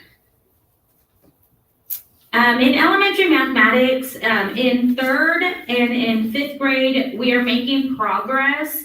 However, in 4th grade mathematics, we did show some regression, and we are working on improvements for 4th grade mathematics. Now, the math is a new curriculum this year, correct? It is a new curriculum this year. In middle school reading language arts, again, we are on target. We are making gains with our reading language arts. As from last year to this year, we are making some gains. And we are on target. Again, we are looking at our meets and masters areas for improvement. Middle school mathematics, we did show a decline, and we are looking to improve middle school mathematics from last year to this year. And we've put some plans in place to provide support to our mathematics teachers. And that was a new curriculum as well. Correct, we're implementing Carnegie. There's an increase in 7th and 8th, but not where we want to be. Correct. In high school, reading language arts, again, we are in English 1 and 2, we are on target, we are making gains. Our meets is okay, we're at a good meets, but we're still working to improve our meets and masters area in English 1 and in English 2. Algebra 1 at the high school, we are needing improvement, and we are working on our Algebra 1. Scores, I know we can do it. We've been working closely with the Algebra 1 teachers. And our middle school, elementary, and high school science, we are working on elementary science. It is needing improvement. However, our 8th grade science is on target. They are making some gains, and so is our biology. Our biology is on target to continue to grow. And finally, we have our middle school and high school social studies data. Middle school data, we are working with the history teachers to implement new strategies. So there is an area of improvement there. And then our high school, we were at 82% at this benchmark, and we are still looking to increase that, especially the meets and masters areas. So some of the things that we've provided as a CNI team is we have worked on RLA support by providing anchor charts. We provide on fiction, nonfiction, informational type text, working on their writing. How do you write a persuasive type essay? We've worked on inferencing, which are highly tested skills. We've also provided exemplars for our reading support teachers at the elementary. And we've provided extended constructed response samples, exemplars, so that when the teachers are implementing and working on this with their students, they have an idea of where to go. It's like, how do I break down the prompt? How do I go back and find evidence from the text, etc. We are also working on revise and edit, and we've provided, again, lesson plans and anchor charts for our teachers so that our students really know what is the difference between revise and edit. A lot of our students at the elementary level still have to learn to differentiate between the two. We've also provided lesson plans with the the story or the piece that they need to read in order to be able to answer their questions. And then students should be independently reading and practicing by April 10th. So we've taken them from spring break through April 10th in the reading support class. While in the general reading course for elementary through high school, we had just started as of yesterday our 10-day review from our lead forward. Our reading support, since we, based on our data, noticed that we need additional support in mathematics, our reading support teachers are also implementing some multiplication strategies so that our students really understand, for instance, what's the rule of 0, what's the rule of 1, what's our rule of 5, 10, etc. And so the multiplication fact strategies chart was placed there. They're also working on some of the Eureka fluency. They're working on conventions, revise and edit, and we're taking them through the Cambium platform so that the students are familiar with the platform, how to use the tools, and then what the questions look like, the new question types, and then how to use the platform. Eduphoria is our platform that we currently use for testing. However, the state uses the Cambium platform, and we want our students to become familiar with that platform. So in the elementary, our reading support teachers, and in middle school, our support classes are also working on the Cambium platform. In the STAR review, this is the 10-day STAR review that our 3rd through high school English 2 teachers have started this week. The plans were done. We call it our set list. There are links to the activities and as well as to the passages that the students are going to be reading that the teachers are working through with them. At our last professional development, all of our coaches went to our tested subject areas and went through their set list depending on the content area and the grade levels. And so here's just another sample of the second week, which is a 10-day review. This is one of the activities that they do. They had to make album covers based on the genre that they were studying. And I was at Harvey Elementary today and I took some pictures of what the 3rd graders had done. I just wasn't able to add them to the presentation. But all of our classes are working on these. And so it's fun. They're having a good time. They're working on skills that they need using different activities. This is a summary salad where they have to go through and summarize, but in a fun way. And then, of course, we're working on vocabulary as well. Math also created their STAR 10-day review, and this is how they're doing, instead of the genre, they're doing it by standard, so decimals or fractions, whichever piece they're looking at. This is the activity that they have to go through where they're talking and they're checking their understanding, and then they go back to their home group and then they share with their team. It's almost like not a picture. Hold on, I lost my thought. It's okay. So then they go back and they review each section, and then they're thinking and they're reflecting, they're talking and they're writing, because we want them talking and writing and thinking on their own.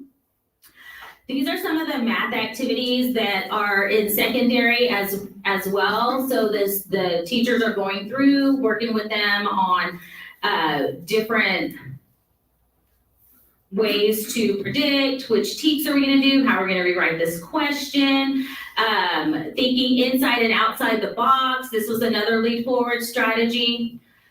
We also created that for science and social studies. I just didn't put the pictures up there. Next steps for our CNI team. So our CNI team, all of our coaches are out in classrooms providing support based on data. So for instance, at Harvey Elementary, we're working on 4th grade reading language arts and math, and we're working on 5th grade reading language arts. So what we're doing is based on the data, we're pulling small group during the reading support time and or accelerated instruction, and we're actually providing additional support to the teachers by teaching courses. At 4th grade, we're looking at 4th and 5th grade math. At Harrell, we're looking at 4th grade RLA in math and 5th grade math. Gillette, it's 6th and 7th grade RLA and 6th through 8th grade math. And so Ms. Garillo and Ms. Flowers are at the campuses pulling small group for math at Gillette, and same with Algebra 1. They're there 2 days a week pulling groups as well. We're also looking at our English 1 and English 2, mostly focusing in on our English 2 and our 6th and 7th grade RLA at Gillette, and Miss Golding and Miss Bruce Beltran are working with those teachers. And Miss Garza and myself are at Harvey. I'm working with the math. Miss Garza's working with the reading and language arts. And then Miss Mendoza's working at Harrell and Bettis with the math. And then we have Miss Penny Kaminsky helping with the reading and language arts. So it's all hands on deck. All of us are out on campuses. All of us are providing small group support to the students. It's been fun being able to work with the students. Any questions? One thing I want to bring up, I remember last year at this time, if you were on the board, and we were looking at our benchmarks, it felt like it was impossible to grow. And if you look at reading 3rd grade approaches, last February, we were at 17%, okay? And during the actual STAR, we were at 56%, okay? So that's what the STAR ended up being. Right now, we're at 55%, so we're hoping by the time STAR comes, we're gonna be making those jumps. Because again, this tested everything, and we haven't finished teaching everything. If you look at the English 1 at the high school, also, we were at 30% last year in February. And the actual STAR ended up being a 51. Right now, that's exactly where we're at. We're at where we were last year in STAR. So we're hoping by the time STAR comes again, that, we'll be there. So this has to be the worst it could be at this point, because they didn't have all the teams that have been taught. This is the worst case scenario, and that's what happened last year. If you look at those approaches last year and the Meets and Masters, it was, I thought, oh my God, this is impossible. But after, doing the reset plans and everything that they did last year, it bumped them up. And we grew in every subject, but we still need to grow more. We definitely still need to grow more. There's a lot to do. And I'm also very proud to see, because we've been going to the campuses, and everybody's working with small groups of students, everybody. It's not going in now and helping to teach the teacher at this point. It's got to be, all of us are breaking up small groups, making sure kids are not in the hallways, walking up to their classroom and asking the teacher, where's their paths? The kids, we're really trying to get them to make sure that they are focused on STAR. We're trying not to schedule anything until after STAR, hence the ribbon cuttings are not happening until after STAR. But the scariest part is the math part. And they told us that when we adopted the HQM curriculum. HQM is the high quality materials the TEA put out. The Carnegie math, the Eureka math, the Amplify, we were worried about going to those math programs because it was going to be new, and we had been using Sharon Wells. Well, then they'd say, well, then if you don't use it and y'all don't do well, it's not our fault, because we're giving you the materials we're telling you that they need to close those gaps and to get better. So, all right, and even the people who own the curriculum said, you're going to take a dive before it comes up. Okay, so it's going to get worse before it gets better. That's a very scary feeling. It's a very, very scary feeling, but it is much more rigorous. Within the past couple of months, I think the teachers are finally seeing, because that was a fear for them as well. And seeing, wait, we are asking the kids to do quite a lot more or deeper than they ever have been. So it's harder. Well, we still have to push through it. We're gonna have to push through it. I know these are gonna go up. This is the same thing that happened last year, and last year they're even a heck of a lot worse. So I have every confidence that they're gonna go up. But we shall see. Time shall tell. Star and benchmark for dummies. All right. You started out and said what we used was the actual 2023 STAR assessment release. Yes, sir. Does that mean the test that was administered last year? Yes, sir. And that's the redesigned, increased rigor test? Yes, sir. All right. So what did we use for benchmarks in 2023? In 2023, we utilized released resources from TEA because that had the new question types, but it wasn't a put together assessment. We just looked and pulled from everywhere we could from TEA. And so- It was all the TEKS though.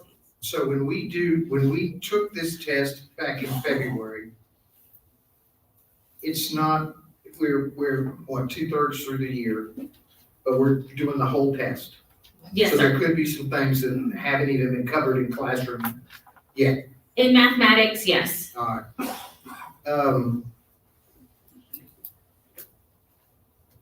Maybe the rest of the board sees this differently, but reading gives me great hope and great pleasure.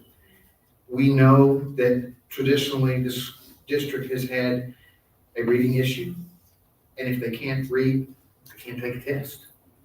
And so I commend you for the work that's been done there. Try to say this gingerly. Mathematics. This had to be a kick in the gut to some of the teachers. To all of us, sir. How do you pick yourself up and dust yourself off? We make a plan. We look at the data and we look at, okay, what was it that confused the students? What was it that they didn't understand? And then how can we go back in and address that? And that's why we're pulling small group. For instance, I'm working with 4th grade math and we're talking fractions. Well, there were a couple of gaps that needed to be filled. And so we're working on those gaps. And today light bulbs came on and that is what helps us to keep going. It's when that happens, when you see the kids, they're getting it because, the teachers are doing an amazing job. This is a new curriculum. The teachers are learning it and teaching it at the same time. And so having them hear it from a different person, the students, sometimes that's all it takes. It was for all of us, all of our coaches, all of us, we just saw it and just kind of, okay, what are we gonna do? And we can't dwell on it. We have to look at the data and use research-based strategies and use instructional tools that maybe are different. And so sometimes hearing it from somebody different may help a light bulb go on. Even our principals, all of our principals have been so amazing going into classes, helping support and helping provide that. So when we made our strategy on how we're gonna utilize our reading support teacher at the elementary, that's where we did some shifting, where they're gonna help with some foundational pieces that were kind of gaps. For instance, multiplication. We know some of our students were having some issues with multiplication. So we worked on the rules. What are the rules? I'm working with 3rd grade as well, and so we worked on rules today. What are our rules for 0? And we just repeat, and then we practice. We played around the world, and I told them, I'm the around the world champion, and so I'm gonna try to challenge you guys. And so it's just finding ways to close gaps in some foundational pieces. As we moved to a more aligned, more rigorous curriculum, we're finding that there are some gaps. Because remember, K1 was using a different curriculum than 2nd through 5th grade. And so now our K through 5 is aligned, and we're finding some gaps in 3rd grade. And we know that previously a lot of tricks were used to solve problems instead of thinking through and talking through the problem, which now we're doing with the Eureka program.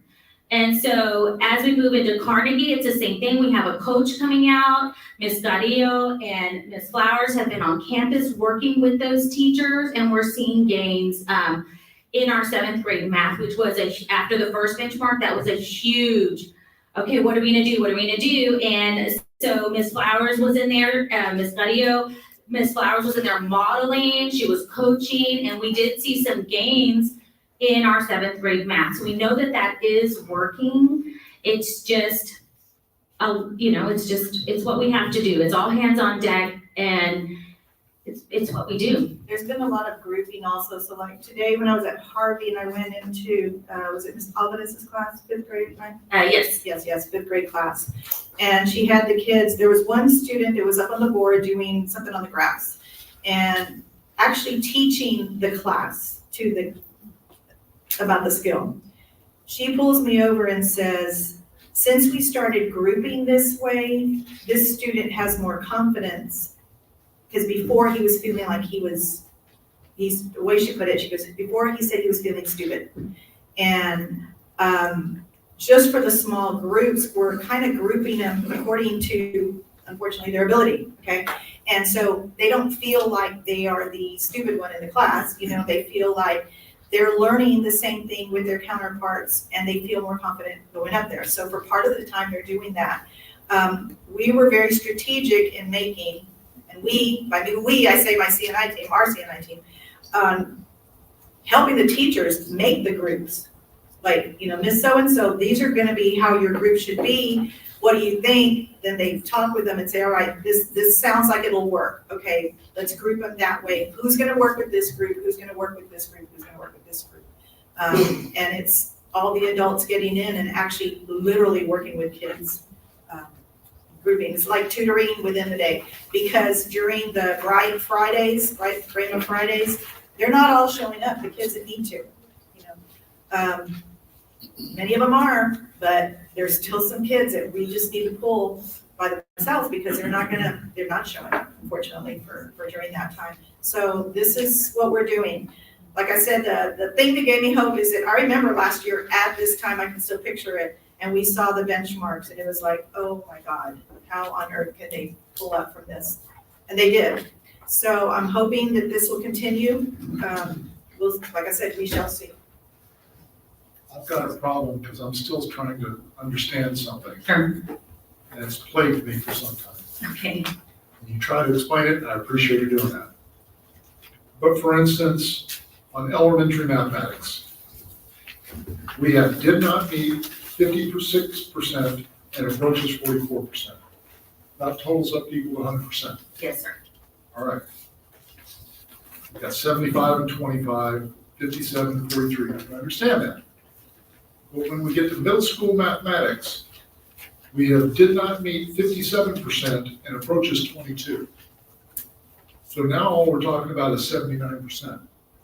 It no longer adds up to 100. I have in my middle school mathematics, 65% did not meet for 6th grade. 8th grade. 57 and 22. I apologize. That is my error. And it comes out again in social studies, because now we have 79 and 82%. That should be, English history. right, that should be like 78%, sorry. Well, Yeah, but it comes up to 150, 161%. which one? US history for middle and high school social studies.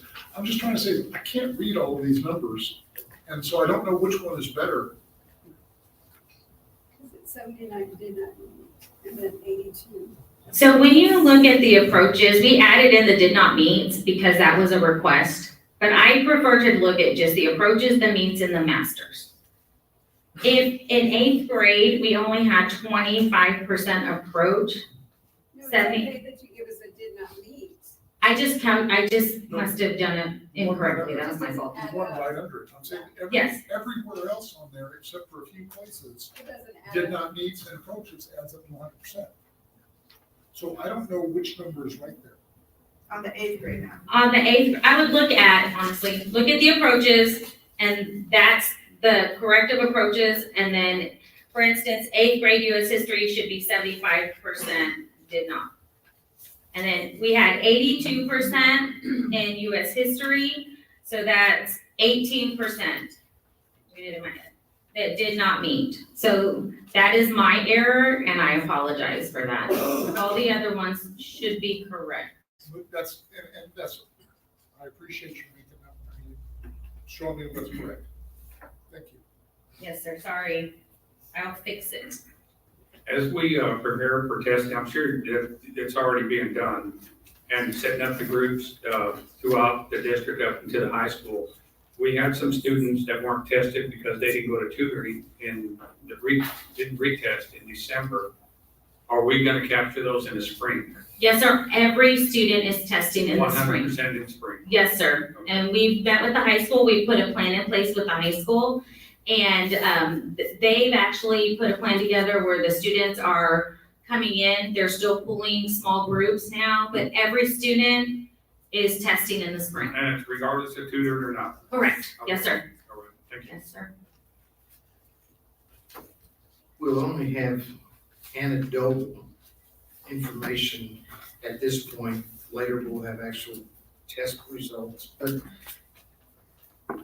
one difference between last year and this year, especially in the area of like mathematics, is we have gone from, my numbers will be wrong, but y'all help me. We've gone from 5 1-hour classes to 4-hour and 15-minute classes. Has there been any discussion about good, bad, indifferent? Has that made any impact on what y'all consider? We did have to adjust the pacing. Are we talking about the new 4-day calendar? We did adjust the pacing over the summer to align with the new curriculum, and so the pacing has increased. The good thing is that the Eureka and Carnegie already have a condensed version. The big thing that we've worked on with the math is working with the teachers so that they've internalized the lesson and they know, okay, based on my students' needs, I may not have to do this portion, so then I'll do this other piece. Or maybe they don't need to practice all 50 or 25, they only need to practice 10, for instance. So we've been working with our teachers on condensing that as well, and then trying to pull small groups. So at middle school, they have a reading support and a math support group. And in that math support, that's where we're pulling the small group. In elementaries, we have about a 30-minute block to pull small groups. At the high school, we don't have anywhere to pull a small group at the high school except for after school tutoring. Now Gillette, we have enrichment classes where we have students, they take a math, then they take a math enrichment if they're a student who needs that. So that really, they still have that extra support period. And we still have tutors in the tested areas through testing across the board? Yes, sir. So I know. Elementary through middle through high school? Yes, sir. Okay. We do have tutors on board. And I know like at Harvey, Ms. Trevino has her tutors almost double dipping. So they're there through the accelerated instruction time, and then they're pushing into the classroom as well for the reading support. And then we're providing that support as well. So Ms. Garza pulls kids and then I pull kids and so that they're getting all the support that they need. Yes, sir. Dr. Farrer, and that's good. I'm glad to hear that because we want our teachers to receive the training and administer the training that we're giving our kids, but not to be changed during the middle of the year or in a few months or whatever it is. Because then it just throws everything off what we're trying to develop our teachers and our principals still to do. And I think some of the things that I'm hearing out there is that it's changing too much. Stick to one that you all are the experts in that. Okay, I'm not gonna even get into that, but let's stick to one, I'm thinking, and let's master that, and that way the teachers feel comfortable, the administrators, the principals can know what, they're on board and get everybody on the same page with that. It's just, when there's just not enough consistency, I think maybe we lose a little bit. Yeah. And I hear you, I understand. I think this year, there's just been a lot of growing pains with the new math curriculum. However, I believe that next year, as we continue and they receive additional training, it may just ease a little. Now, depending on the campus, there have been a couple of tweaks based on a sub being in a particular class. And so we have had to make a teacher change, but it's only temporary until we can pull them back. And I know that can be frustrating, and we're providing all the support that we can to all of the staff if we do have to make a change. So I hear you, sir. Yes, sir. In January, February, when we weren't seeing movement though, in some classes that were like at 10%, we had to make some changes. You know, we couldn't wait till the end of the year. We just we can't. So in those instances, we do make some changes, we do make some movement, and we go based on the principal's recommendations as well. But also, some of the fellow teachers will talk to us and say, you know, we're getting students from this one class every year that they're not ready. They're not ready, and we're tired of it. Or, you know, this one, you know, is not doing their part. All of us on our team, grade level, are doing our part. This one is not. You can see it in the data. Then we're gonna make a change. You know, it's hurting the whole team. So, you know, there's gonna be some movement in that and those types of instances for sure. All right, any other questions for Dr. Farah? Thank you. If not, thank you. And your team. All right, we move now to item 6H, which is the budget recap report and check register for February 2024. This can be found on page 16 to 23 of our packet. Dr. Pitts. Thank you, Mr. Kufal, Dr. Pettis, members of the board. I'm just going to point out a few items. If you look at the first item, Banyan Sports Services, it's a common thing where as progress is done in a big construction project, you are billed for the services that are already rendered. So you see the portion that they have billed us for, and again, they will continue giving partial payments on the next few check registers until it's complete. You also see down there ESC Southwest, as they did this is an independent vendor that we have employed to test the soil, basically to make sure that there's not going to be any problems with the track sinking down. Gator Mobile Home Services, we did move a portable building from Lamar that was not being used over to Harvey for increased capacity over there. There's some minor repairs that still need to be done on that before that's usable. If you go down to Texas Geotech Land Surveying, this is one of the first steps working on repairing the HMK Foundation. And you see AGCM down there on that page, the consultant that's also working on the foundation. They were the ones that did come out to talk to us about the process and that the board approved. I'll take any other questions on the check register. What was that portable going to be used for, Harvey? It's going to be used for the PE classes, maybe also the fine arts as well too. The other elementary campuses already have a portable on their property that's being used for PE as well. Harvey did not have one. They have been requesting it when I went to the tabletops. And because when it's raining, they go in the cafeteria, but it's too loud for everybody else, and there's just not enough room. So, what is it going to cost to repair that, fix that? Was there a lot of damage to that portable building? There is some damage. Dr. Sandoval, do you know the extent of it?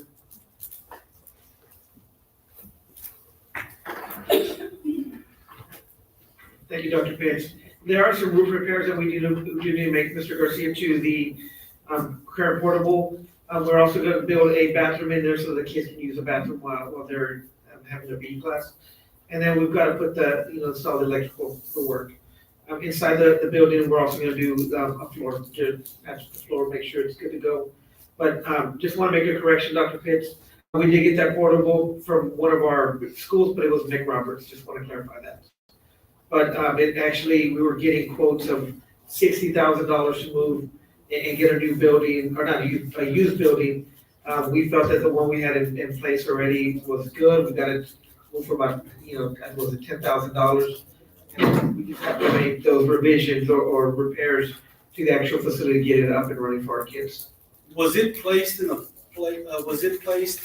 area where the sidewalk had to be restructured? It's gonna have to. We just had to pull down our fence, Mr. Garcia, and then install it back up once the portable building got moved The in. portable building is not obstructing any No, sidewalk. they actually put it in a better place than I thought they would be able to get it, maneuvered. It's right there by the awning that's already established for the sidewalk, so the kids will be able to walk in into the building without, hopefully getting wet. And that's when we anticipate they'll be using it, mainly because it's right there by the pavilion.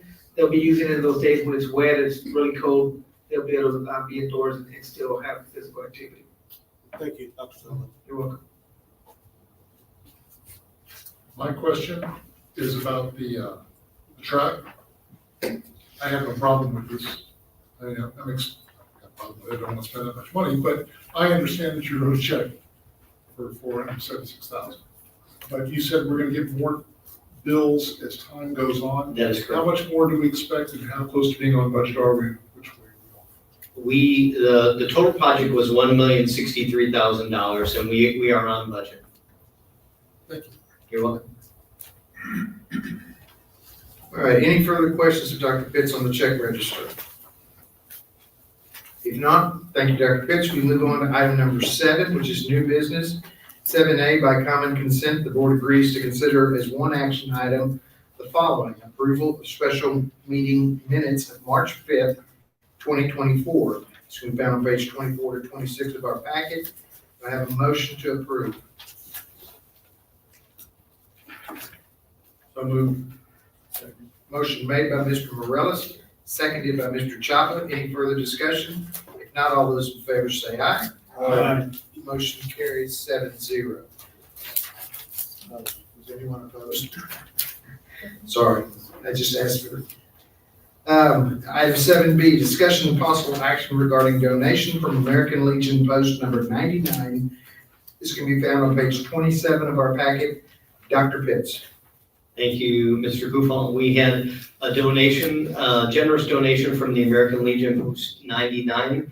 And let me ask Odie Moreno to come up and introduce him. He is here tonight.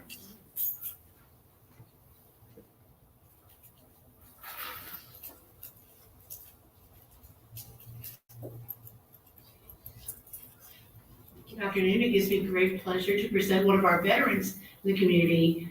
We have numerous veteran organizations that we work with, but Mr. Apollonio has generously donated to Gillette Intermediate, and he's here to tell you about it. Evening, board members. So my name is Apollonio Munoz. I'm the finance officer for Post 99 here in Kingsville. We were sunsetting one of our programs, and we were discussing amongst the members what do we do with this money. So one of the suggestions was to donate it to Gillette, which we've done historically. So we decided to donate $1,000 to the program. And then with what's left of that funds, we're gonna in that account we're gonna be dispersing as scholarships throughout the year. So we're honored to continue our legacy of supporting the kids here in Kingsville. Thank you. Thank you very much.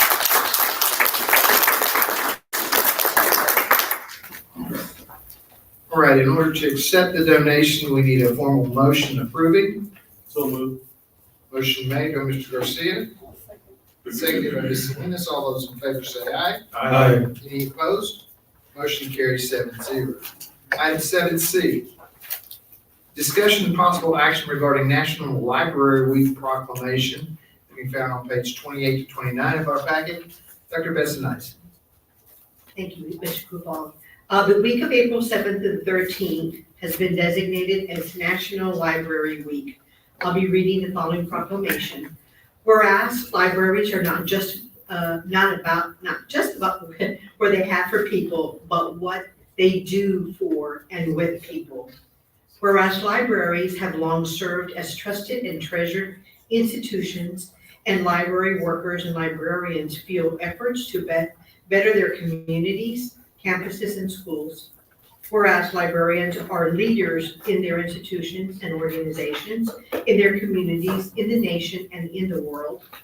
Whereas librarians continue to lead the way in leveling the playing field for all who seek information and access to technologies.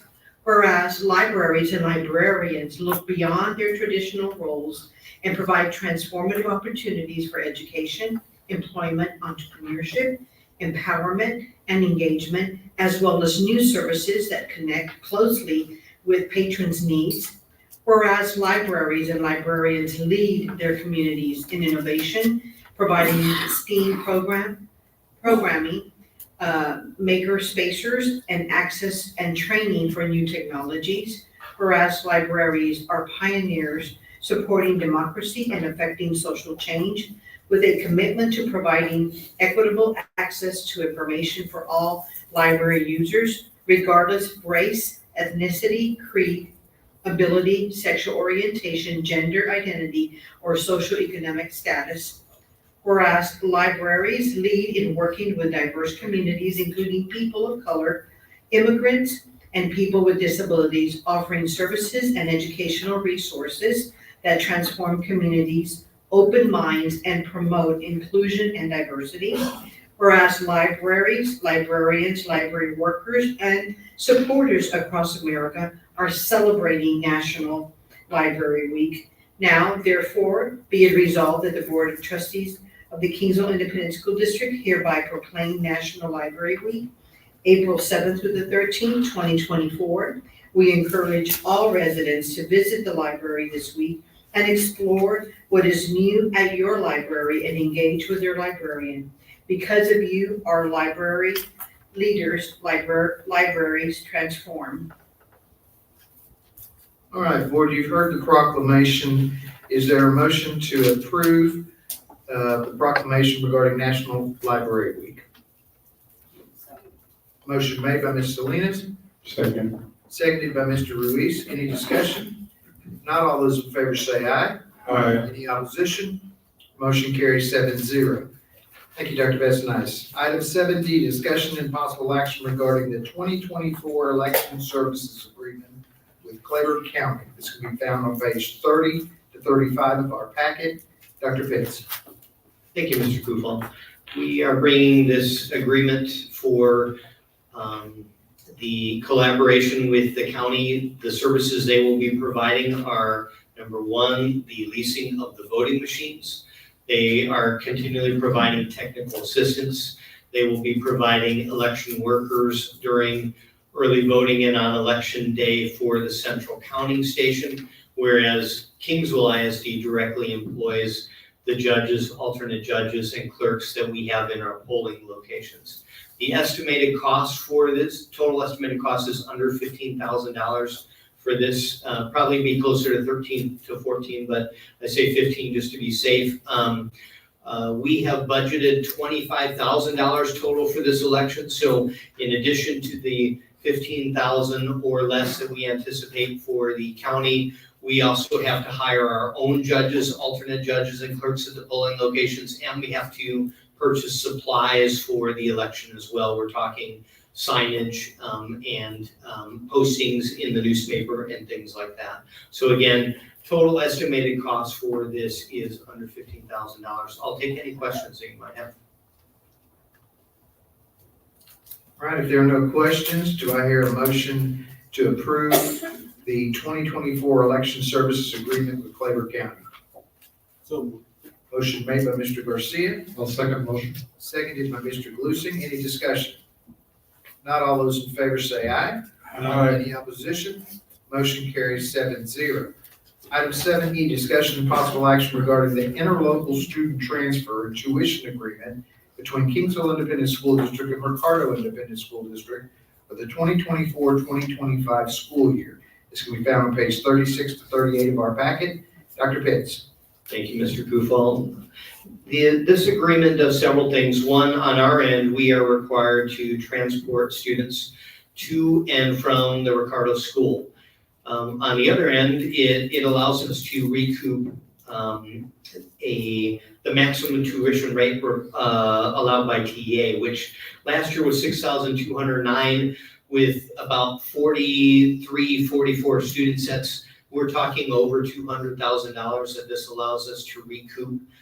We also get ADA from those students as well. This is more to allow us to recoup the taxes that they pay because they live in the Ricardo area, but they are coming to school in our area, for high school, because they do not have students. They don't have a high school in their area. I'll take any questions you might have. Identical to last year's. Identical to last year's. All right, you've heard the presentation and recommendation by administration. Is there a move to approve this interlocal agreement with Ricardo School District? So moved. Motion made by Mr. Reese. Is there a second? Second. Seconded by Mr. Garcia. All right, any discussion? If not, all those in favor say aye. Aye. Any opposition? Motion carries 6-0, noting that Ms. Salinas is not present for the vote. Item 7F, discussion and possible action regarding the memorandum of understanding between Right Start and Kingsville ISD. This can be found on page 39 to 44 of our packet. Dr. Pitts. Thank you, Mr. Kufal. Right Start is a summer program that is done at the university, but through a third party called Right Start. They have many activities from academics to, they use a pool over at Tamook. They have gone on some field trips as well too.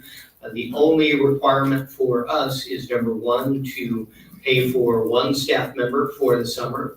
Basically the program lead.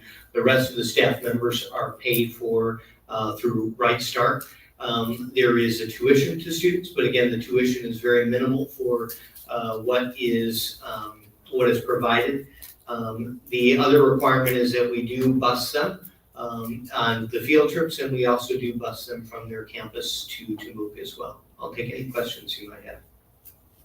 And this is a summer program? Yes, this is the second summer that we have done this program. Do we have any idea how many kids participated in it last year? I believe there was 75, and it's at the university. Full time. Is it, the fee to us is? The only fee is, number one, how much we pay for one program lead for the summer. And they are paid the same rate for a similar position that we pay for our summer employees. And then number two is any type of bus driver that we would have to pay and any type of fuel costs for busing them there into the field trips. And at that level, with 75 kids, we don't need more than one? No, there are other employees. It's just that those employees are paid through Right Start with what they get through us and then what they get through the tuition that they charge the students. All right, any other questions? If not, you've heard the presentation and the recommendation.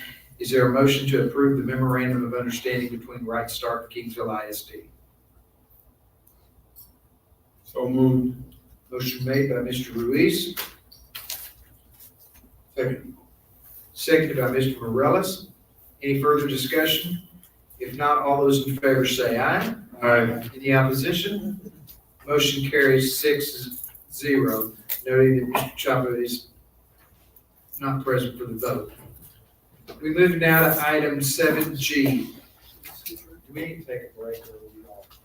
All right, we move now to item 7G, which is discussion and possible action regarding the first reading of localized policy update 122, which can be found on pages 45 to 124 of our packet. Dr. Sandoval. Thank you, Mr. Kufal, Dr. Bettis, Board of Trustees. I'm going to present to you today Board Policy Update 122. This is the first reading of this update 122. It's based almost exclusively on legislation from the 88th regular legislation session, which includes revisions to local policies based on legislative and regulatory changes.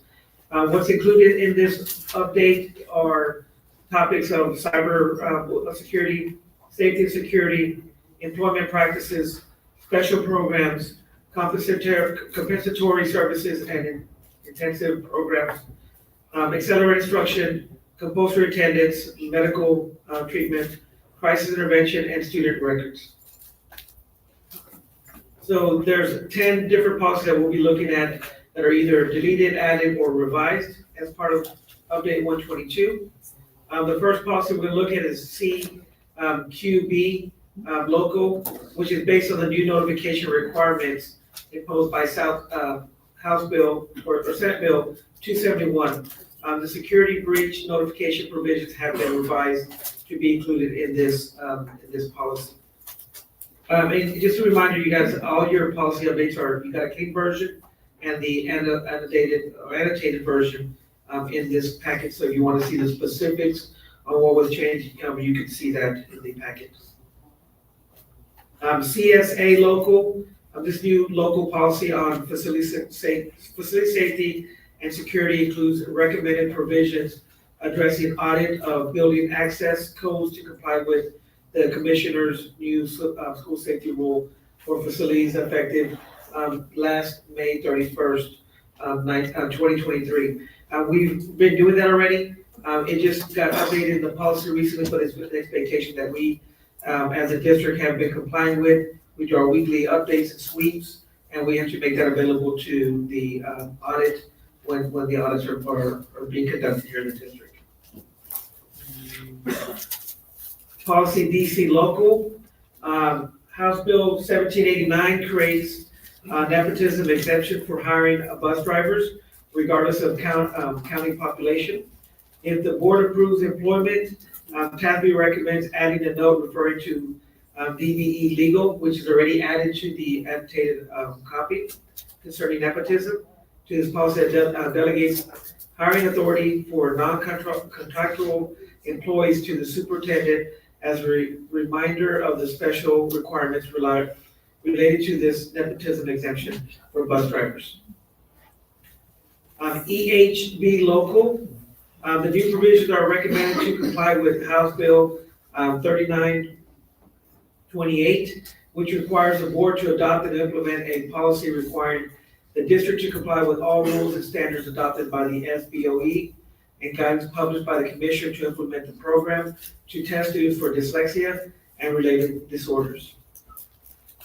EHBC, this policy is being deleted because the local policy contained provisions on accelerated instruction has been moved to EI or to EHBCA local to align with the legal policy created at that code and update 121.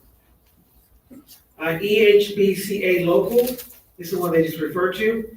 This local policy has been recoded from EHBC local to align with EHBCA legal, creating update 121. House Bill 1416 made several changes to the requirements for accelerated instruction. The recommended changes to this local policy reflect that a parent's ability to request a particular teacher after a student fails to perform satisfactorily on a state assessment is no longer required or limited to a student in grades 3, 5th, or 8th. Other changes delete references to the Accelerated Learning Committee, which has been eliminated. A district must develop an accelerated learning plan for certain students, and parents still may file a complaint about the plan in accordance with FNG. FEA local, House Bill or Senate Bill 68 allows a district to excuse a student from attending school for career investigation days to visit a professional workplace during the student's junior and senior years. The district will have to choose what the excused absences are based on to visit these professional workplaces to explore a career in the professional field. It must adopt a policy to determine when an absence will be excused for the purpose of a particular, it's getting blurry for me, to verify the absence, the void visit. The new provision, let me go to my policy, hold on, guys. My contacts are getting very blurry.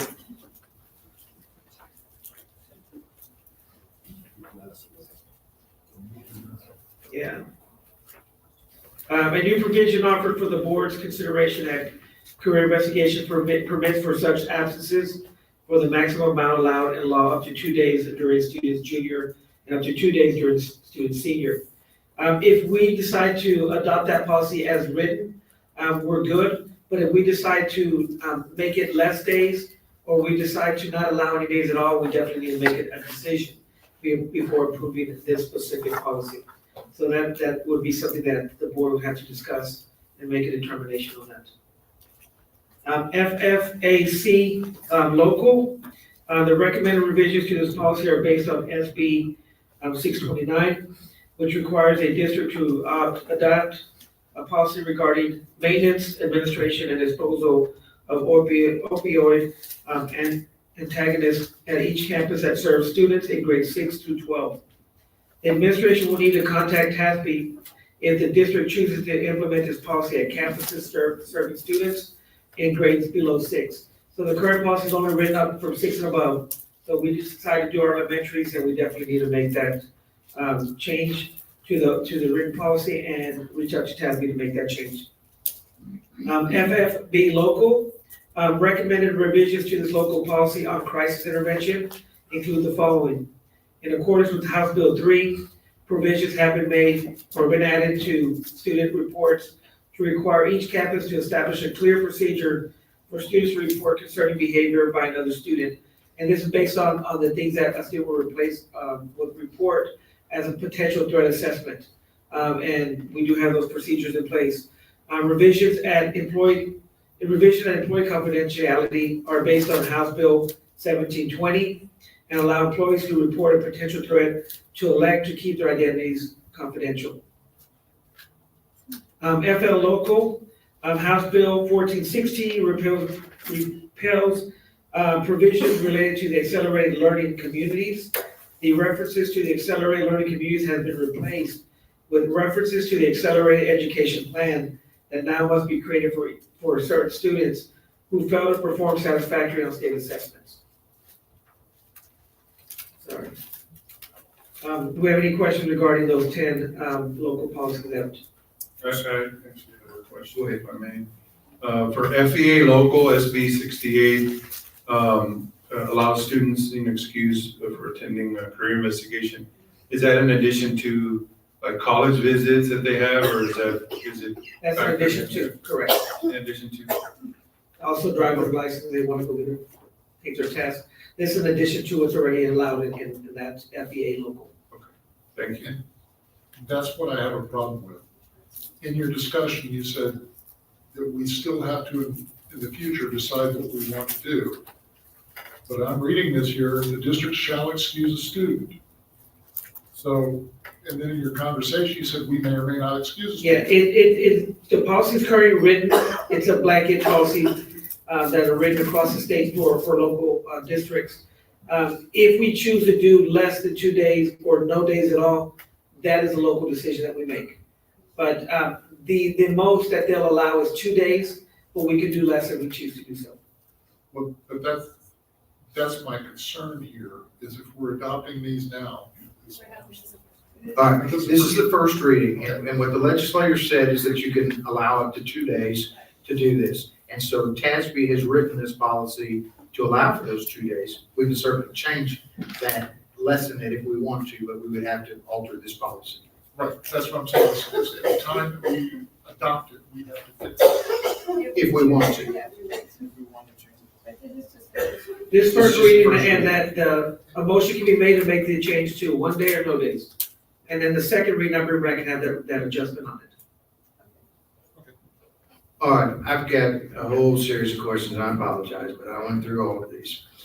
CSA, the safety and security. If I'm reading this correct, this requires documented weekly reviews. And those are already being done, I mean, written reviews, and then they're turned into the superintendent, and then they're turned into the security committee.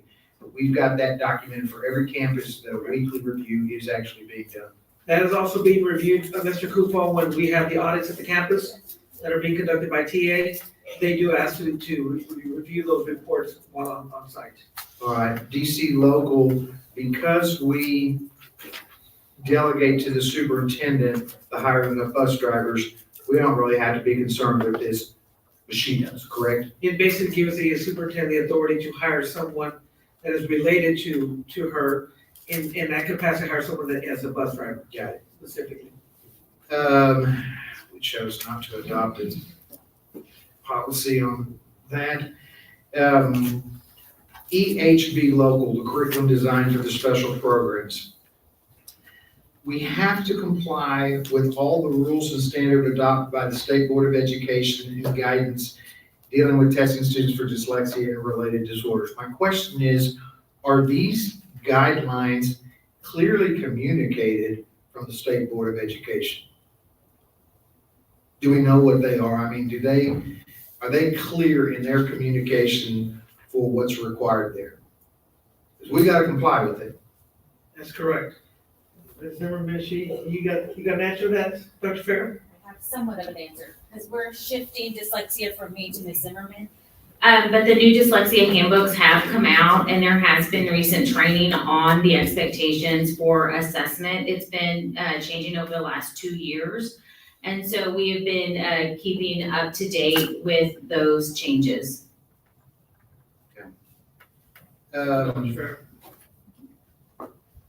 I'm going to skip and come back to this because this is the one I've got the longest one. Okay, when we go to FFAC local, if I read this correctly, we can now purchase and administer opioid antagonist if someone at that campus determines that someone's having an incident. And this is the only drug that we as a district can buy, is this opioid antagonist. And this is grade 6 through 12, which means we'd have to have somebody identified at Gillette and somebody identified at the high school. And I'm assuming this would be nurses. That would be the first person we would consider being trained. At the high school, we do have 2 nurses that are basically housed there, so I would think both of those would be trained in that area.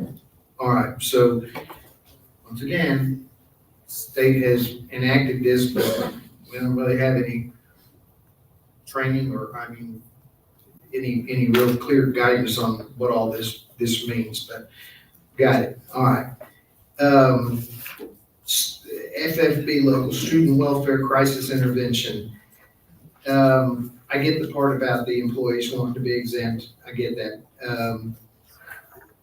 The part that I'm curious about is that the student reports the clear procedures for students to report behavior at each campus. Who kind of heads this up at campus? Is it very campus by campus, or does this fall under the principal, the vice president, principal's purview? Our principals have access, and a lot of the district administrators have access to, say, the anonymous alerts. Those come to us. Also, the members of the supported schools team also have access to that information, so they can address any concerns that come to their attention. On FL, the student records, I understand what they're doing here. They're basically doing away with the accelerated education plan. But in the actual markup of the document, which is probably one of the last ones, they strike superintendent and they put it back in superintendent. And they strike this whole paragraph and they put the same paragraph back in. That's just has been. Yeah, there's a lot of that in this policy. Okay. The only thing that really changed was the education plan development. And that's the only thing that actually changed other than the other things that I saw. All right, the one I really have the most questions on deals with EHBCA local. Each student who has been identified as being at risk of dropping out of school. Who identifies a student who's at risk of dropping out of school? And we may not have the answer to these right now, but this is the policy that's being presented. Second one is who is not performing at grade level. What does performing at grade level mean? C? Letter grade? Star test? I mean, what does performing at grade level mean? Or who did not perform satisfactorily on a state mandated assessment? What is performed satisfactorily? Meets? Approaches? I mean, We'll definitely have to meet and form a committee, Mr. Kufal, to review this information. and I'm not beating on y'all, I'm beating on TASB to some extent, or the legislature who has come up with these vague wordings.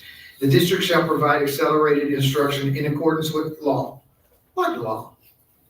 If a student fails to perform satisfactorily, again, he's performing, if he fails to perform satisfactorily, the parents can request that the student be transferred to a particular teacher. And if they do that, then we are required to address this in accordance with the district's administrative procedures. What the heck does that mean? I mean, do we have to do it? Do we not have to do it? And addressing it, is that just in some kind of, in one of the IEPs or something? So according to House Bill 1416, which used to be HB 4545, HB 4545 changed to House Bill 1416, and that's what we started implementing this school year.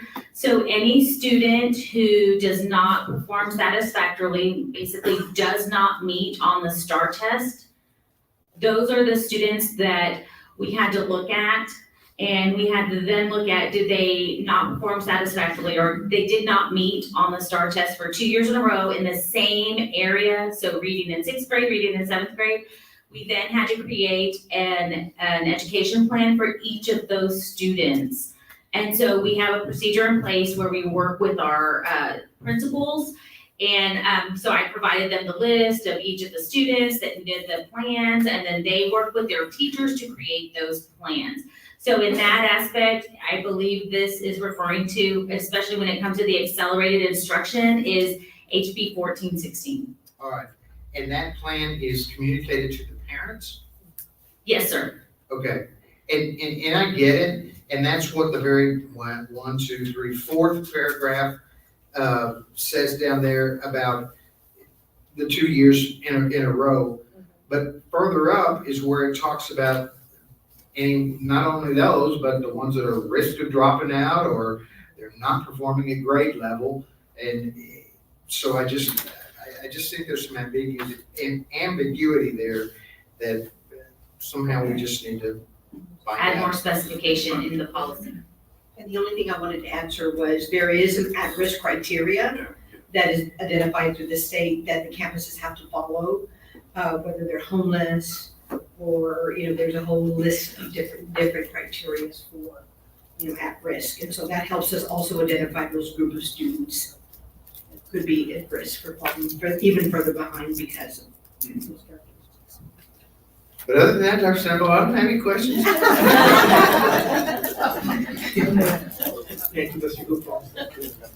And again, I'm not beating on y'all, there's just a lot of this stuff that comes out, and this is just the local. There's a whole slew of legal ones that we're not even, we don't even have a choice to adopt or not. Those just go into effect.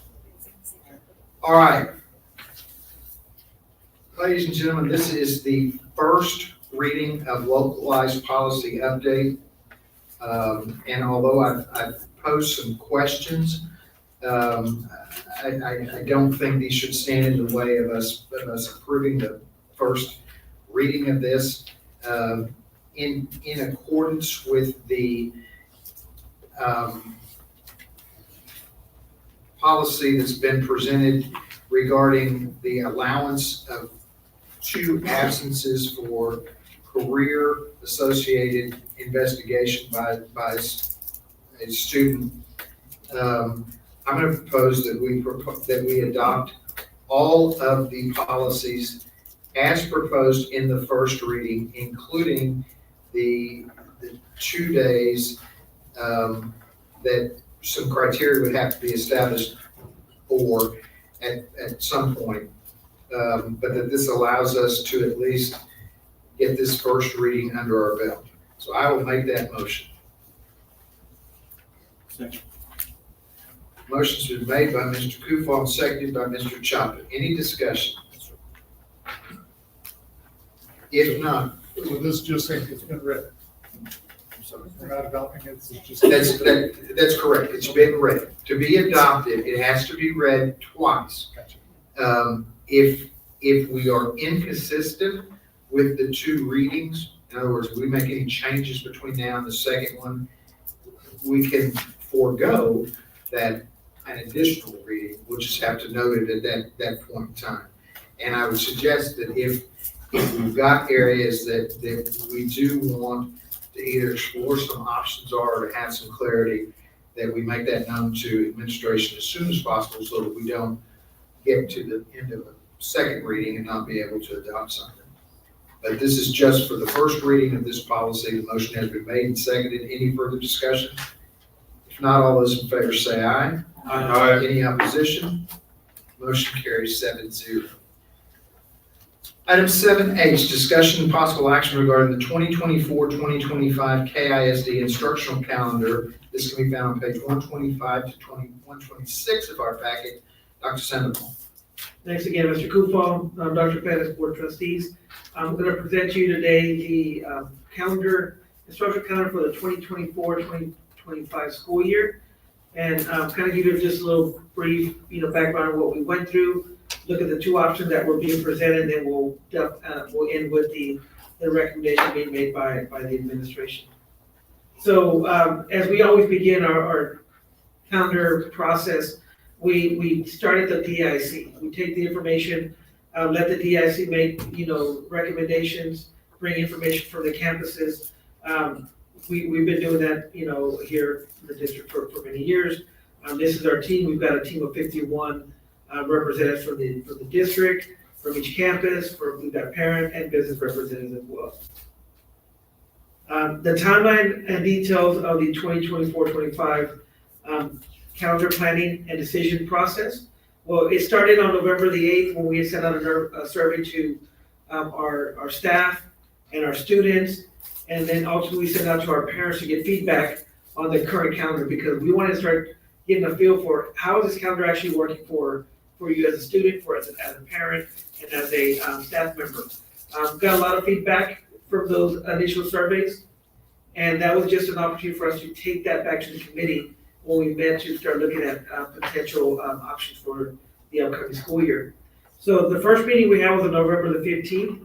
We met as a DIC team, and we looked at all the surveys that came back, the feedback, and there was a lot of information coming back from us that they liked the calendar the way it was in terms of having the opportunity to have the Fridays for interventions. A lot of kids liked the opportunity to do interventions. They liked the innovation stations that were being offered. They liked the flexibility that it offered them to do different things on those Fridays. A lot of positive feedback. There were some negative as well, but the positives far outweigh the negatives. So we took the feedback from the committee and we looked at the pros and cons of this year's calendar. What would you, if you made any changes, what would you make? So I made one calendar based off the current calendar because a lot of people, said we need to keep that. Let's make some tweaks. And then we kind of talked about this at our board workshop that last time. And then we looked at an option to do a new calendar, somewhat similar to what we have now, but they talked about stacking the Fridays. Instead of having half-day Fridays, they said, why don't you stack them to see if we could get more wellness days so that because it's really been good, because we did get a lot of good feedback about how that wellness days was really helping the kids and the staff. So we created two calendars, one based off current calendar, one with the Stack Friday. So we brought those calendars back to DIC on January the 17th to review, discuss, and possibly revise the two draft options that were presented to them. On March the 4th, Dr. Pettis did send out a survey for staff to vote on the calendar. And she also sent with that the employee work calendars, because the new calendar, just like our current calendar, it affects everyone's schedule a little different because of whether you're 187 or a 210 or 227 or 243, you know, it affects everyone differently in terms of, so Dr. Pettis wanted to make sure that when people voted for the calendar that they wanted, she wanted to make sure that they had that calendar present. We had done the campus visits as well. Correct, and campus visits were made just to make sure we answered any questions that individuals would want or would have regarding the proposed option 2 that was part of the committee's decision or planning. So the survey went out, we closed it 2 days later on March the 6th. We got over 212 results or surveys completed, and I'll go over the results in a few minutes. But we gave them the option, do you want option 1, option 2, or do you want to go back to a traditional calendar? Because we wanted to see if that was something we needed to consider. So the survey results were taken to the committee on March the 6th. The DIC committee made a recommendation, and we'll go over that in a few minutes as suggested. And today in front of you, we're bringing the recommendation to the board. So option 1, again, that's currently similar to what we have now. It is a 4.5 week calendar. Fridays are half days. Bright River Fridays, PD and teacher work days are on half days as well on Fridays, and they alternate between the three. And then wellness days and the option 1 had 7 wellness days. Option 2, it begins July 29th and ends May 22nd. They both have the same start and end date. It's very similar in terms of the holidays and breaks to option 1. There's no changes in it. Friday mornings are half days and for BBFs, and the afternoons are for PDs or teacher work days. So option 1 and option 2, the students, it stays the same. For Correct. students. It don't change for doesn't students. change either one for students. It just, all it does is stack that Friday, and instead of doing half day, BBF one Friday, the next way we do a teacher PD, we do BBF and then we do a work day. We'll do BBF and then we'll do a PD day. So it opened up and was allowed us to be able to put those half day Fridays into a wellness day. And in essence, it gave us, was it 15 wellness days versus the 7 we had prior in the other calendar. So these two calendar options were presented to the committees and the staff, and they gave us their feedback. So let me kind of just break down, this is current calendar this year. Fridays in blue, students are invited to half day school. Anything yellow, that's a half day morning PD. Anything in orange, that's a half day, yellow is a half day morning work day. Orange is a morning PD. Anything in the salmon color is a dedicated wellness day. As you can see in this 2024 one, we don't have a salmon in September. One of the things that the committee asked is that we try to move some of those wellness days to the second part of the semester or the year, because they felt we stacked them too many in the front. They want us to put them in the end when there was more of a need for it, when they were feeling the burn. So we did tweak that on option 1 for us this year. Option 2, Fridays were in blue. The students arrive at school, they still come half day. And the Fridays with the yellow around the blue, those are teacher work days, but that's gonna be in the afternoon. And Friday with an orange around it, that's a PD in the afternoon. And the salmon in this calendar, you can see there's 2 days, and those are wellness days for students and staff. So here are the results that we got back from the staff. Option 1 had 98 votes. Option 2 had 114 votes traditional calendar, we had 9 votes. So we had a total of 221 total votes. We had initially asked for feedback from the staff in regards to the different options, 1 and 2. I think we had approximately 300 votes that came in. 160 were for option 2, 140 for option 1. So it was about a 53-47 split. When you break down the 114 by 221, that gives you about 52%. So the numbers didn't change much even with the new information that was provided to them regarding how it affected their calendar and their workday. Yes, sir. So, of the 221, what's the total number of, I guess, votes you could have had based on how many people did vote? It's about 450-ish, Peter, what'd you say? So about half of our staff didn't vote, but all options were afforded to everybody, opportunities, QR codes. So we wanted to make sure everyone had an opportunity to vote. Yeah, if they didn't vote, it was more of a Make choice. sure we had computers available for all of our, non-contracted employees. We didn't want them saying that the opportunities were not afforded and we made sure they had that chance. This year, we had 7 wellness days, I think it was 6, it might have been 6. and this proposes 15. Option 2 is 15, option 1 is 7. All right. Has somebody computed the hours?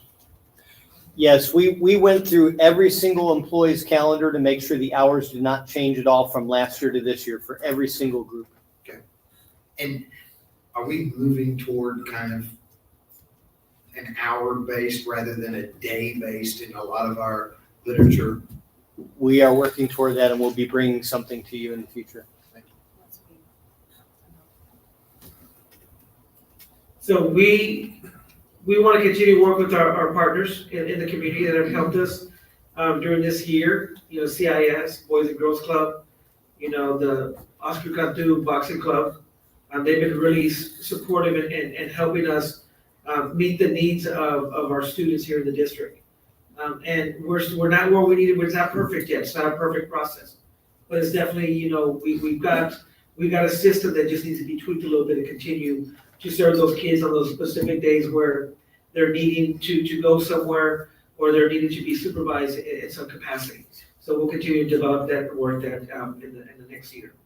So right now, we're thankful for having the DIC committee and all those people that assisted us with the process of completing this calendar planning. And currently, the recommendation of the DIC was recommending option 2, and that's the recommendation made to the superintendent. And the CASD administration is currently recommending option 2 for the 2024-25 school year. Dr. Sandoval. Yes, sir. We're in calendar 1, right now? Calendar 1 is the closest to what we're doing now. Okay, Dr. Pitts is here. A few meetings ago, we had some savings this past year using 1, this one that we're on now. Is this gonna be cost effective? Will we save some money as well? We expect to save even more money. The reason why is. You want to get it to the Yes. Thank you. The reason why we expect to see even a greater savings is because even though the employees come the same number of minutes, the air conditioners are turned on before employees arrive and usually after employees leave. So right now they are turned on a half day on Fridays, but again, it's usually an hour or an hour and a half before, depending on if it's summer, so they can cool down, and the same thing afterwards. Well, when on the wellness days, when you have them not coming in at all, you're not gonna have to turn it on at all. So it's gonna be a greater savings on utilities, for sure. Thank you, Dr. No effect on parents No, and either one. students. We've got a lot of good feedback from our parents and students regarding the calendars. So we feel very comfortable. The one thing we'll definitely have to gauge, and it's too early to really tell how it's affected student instruction. I mean, that's a conversation. By next year, we'll be able to definitely be able to see that and have better information to be able to take for the next planning of the calendar for 25-26. But it's still too early to see that because we haven't got our test results for this year. But it's definitely something the committee will have to look at next year when we make our recommendation for a calendar of the upcoming school year. So only 16 Fridays a year do our students come for half a day That's correct. on this new And calendar? I think this year we had 17. Okay. Then in that case, It was I'm- 16 well, I mean, we've got 16 blue days on here. They said, for this year, well, on this new for calendar, this next year? Oh, okay. this next year. And I don't have this year's, but I think it's about that same amount. What I'm saying is for us to call it 4.5 days a week, they come a half day of less than half the year, so we can't keep calling it 4.5 days a week. We can call it 4 days. I mean, 4 days are required. But that's what I'm just saying is, we're calling it one thing, and we said we were gonna be more than 4 days a week, we're gonna be 4.5, and now we're not 4.5, we're coming closer to 4. Well, it depends on who you're talking to. If you're talking to students, it's a 4-day week. If you're talking to faculty, it's a 5-day week, half the year. That's what I understand, but we've gone around and we fought, I thought, publicizing that it's a 4.5 day week for students. I think we were saying 4.5 day week for staff, for sure, because everybody's working 4.5 days. Okay. Students have the option on some of those Fridays to come half days, which was at least 2 times a month. Okay, So I just it's wanna having know, to like be even more, we had to explain it more. We couldn't just stop at, we're 4.5 days, but let me explain it. That's how would I used to have to say it. and that's what I'm trying to find out, is because I thought we were trying to tell the students that it was 4.5 days a week, but it's not. And so I was just trying to clarify that in my mind, because I'm explaining it wrong to people, and I'm trying to make sure that I understand. It's 4 required days for ADA, and then the half days are optional, but we're inviting the kids because, to give them that extra enrichment and interventions. And in the past, faculty, staff was working no more than 4.5 days any week. And now they will be working 5 days on some of them. I've had parents that have come to me and said they're concerned that we're gonna move down to 4 days a week, from 4.5 to 40. And it always has been 4 days a week, with the option of letting them on some days come in for an extra half day. And that's just what I was wanting to confirm with myself. That they do need to understand that it doesn't change for the students. What we did this year is not gonna change for the students and the parents, no matter which option we would have gone on. The number of times that they can come to our schools. But I'm saying, I was arguing with them that it wasn't what they thought it was, and they were correct. I thought we were giving more time to the students, and I was missing that, and they were correct. I'm just saying I stand corrected here. No, it's the same amount of minutes. Have y'all had any feedback, and it would, I guess, mostly be maybe at admin, any indication this past year that on the wellness days, parents or somebody for whatever reason was unable to get a hold of admin for a extremely important reason? I mean, has there been any parent concern or anything that they could never find anybody because every time they've tried to call, it's been on a wellness day?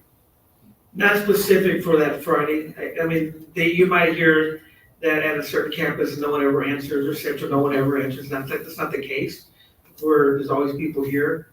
But Friday specifically, I don't think that's the case. I haven't heard that. I haven't heard complaints. Seems to be like a holiday, like if anybody tries to reach us during a holiday, they usually try to email us. And that's what I was gonna say. All of our websites have email addresses where they can get a hold of whoever they need to get a hold of.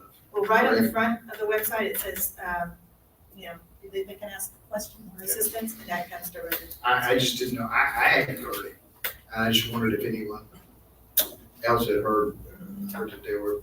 And just to be clear, this calendar, as Dr. Pettis mentioned, going to option 2 and making that the recommendation for the administration, the amount of minutes that we offer for the kids did not change a bit from one calendar to the other. And in fact, having those opportunities on Fridays just adds extra minutes for those kids that we try to capture to come in and do some extra work, remediation, tutorials, hours to make up. It's extra time that they normally wouldn't have had because we did extend the school day last year. We extended it, 35 minutes, Dr. Pitts, per day? I think that's what we added to the calendar. So it doesn't affect the kids in any way. I think what I'm looking forward to, if this calendar is approved, is having a full day Friday versus a half day, because I think I can be more productive on a full day versus a half day. I mean, anyone that's ever worked a half day, had an early release, knows what it feels like. Sometimes it doesn't feel like I gotta go. I'd rather just have a full day and then have a full wellness day somewhere down the road. It is gonna require us working 4/10s on some of those calendar days. But I mean, I think as an employee, as someone that can be productive, that full day on that Friday would be more beneficial than a half day for my end. I'm speaking And it depends on your calendar, because that's what we've sent out, on their minutes. The workday calendar. All right, board, you've heard the recommendation by administration that we adopt option calendar 2 as presented on page 125 to 26 of our packet. Is there a motion for approval? So moved. Motion made by Mr. Garcia. I'm gonna second it, just because they showed all the data, the votes coming in, and what was chosen, and, I'll second it on that. All right, motion was made by Mr. Garcia, seconded by Mr. Morales. Is there any further discussion? If not, all those in favor say aye. Aye. Any opposition? Motion carries 7-0. Thank you. Thank you, Dr. Sandoval. Item number 8, the board will now enter into closed sessions in accordance with the Texas Open Meetings Act, Texas Government Code 551.071 and 551.074 to deliberate and consider the following. A, consider and deliberate the renewal of professional contracts for 2024-2025. B, consider and deliberate the non-renewal of probationary term, dual and non-certified professional contracts of teachers for 2024-25. C, discussion with legal counsel regarding legal and personnel matters. No action will be taken until we return to open session. We are entering closed session at 8:32 p.m.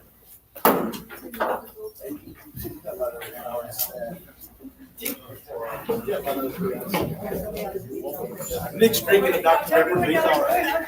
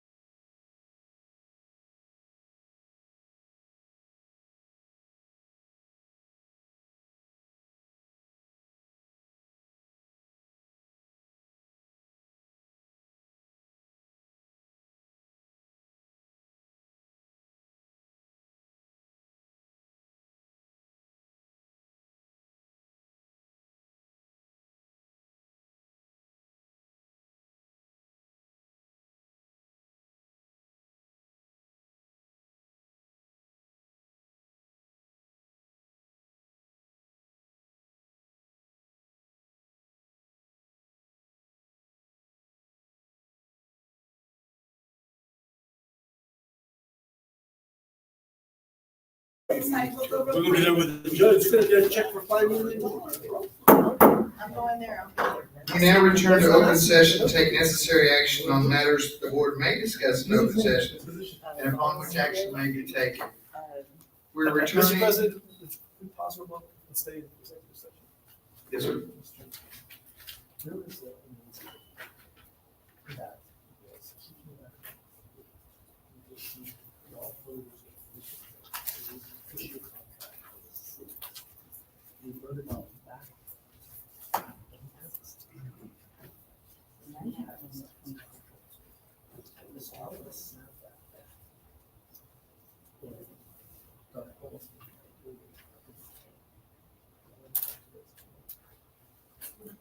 is just set the contract back.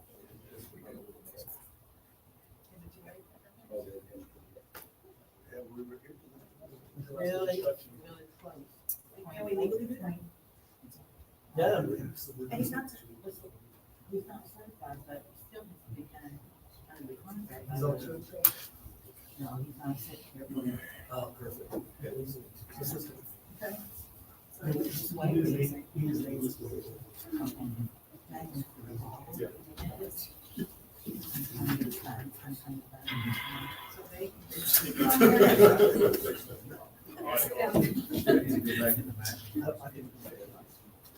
We're stopped record. It's not recording.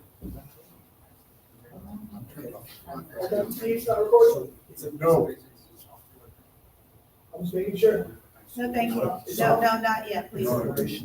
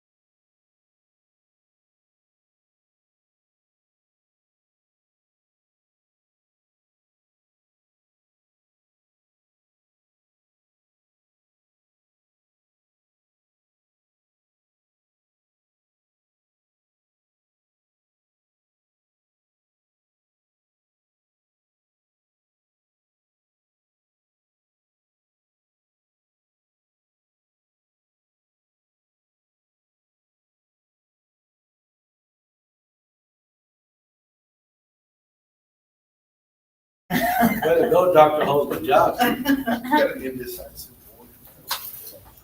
I gotta give Dr. Holt a little. We're gonna give you a back rub.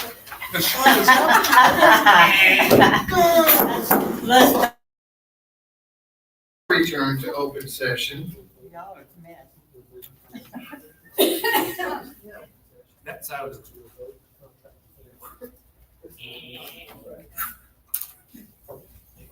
Would make me feel good though. It will. Just kidding. We now return to open session and take necessary action on matters which the board may discuss in open session and upon which action may be taken.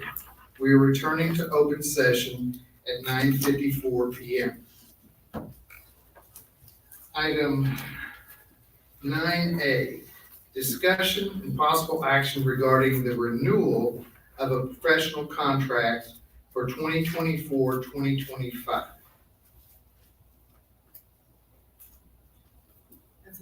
No, this is for renewals.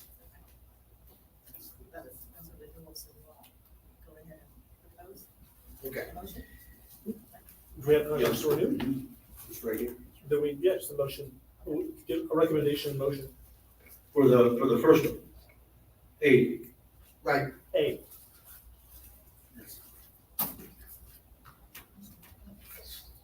No action? No, They're not the there- ones we discussed in the back All right. on this one, right? I make a motion that we approve the renewal of the professional contract as discussed in closed session for the 2024-2025 school year. The renewal. You made the motion, right? I've made the motion. Second. All right, motion made by Mr. Kufal, seconded by Mr. Ruiz. Any discussion? If not, all those in favor say aye. Aye. Any opposition? That motion carries 7-0. We have two more motions coming, I believe.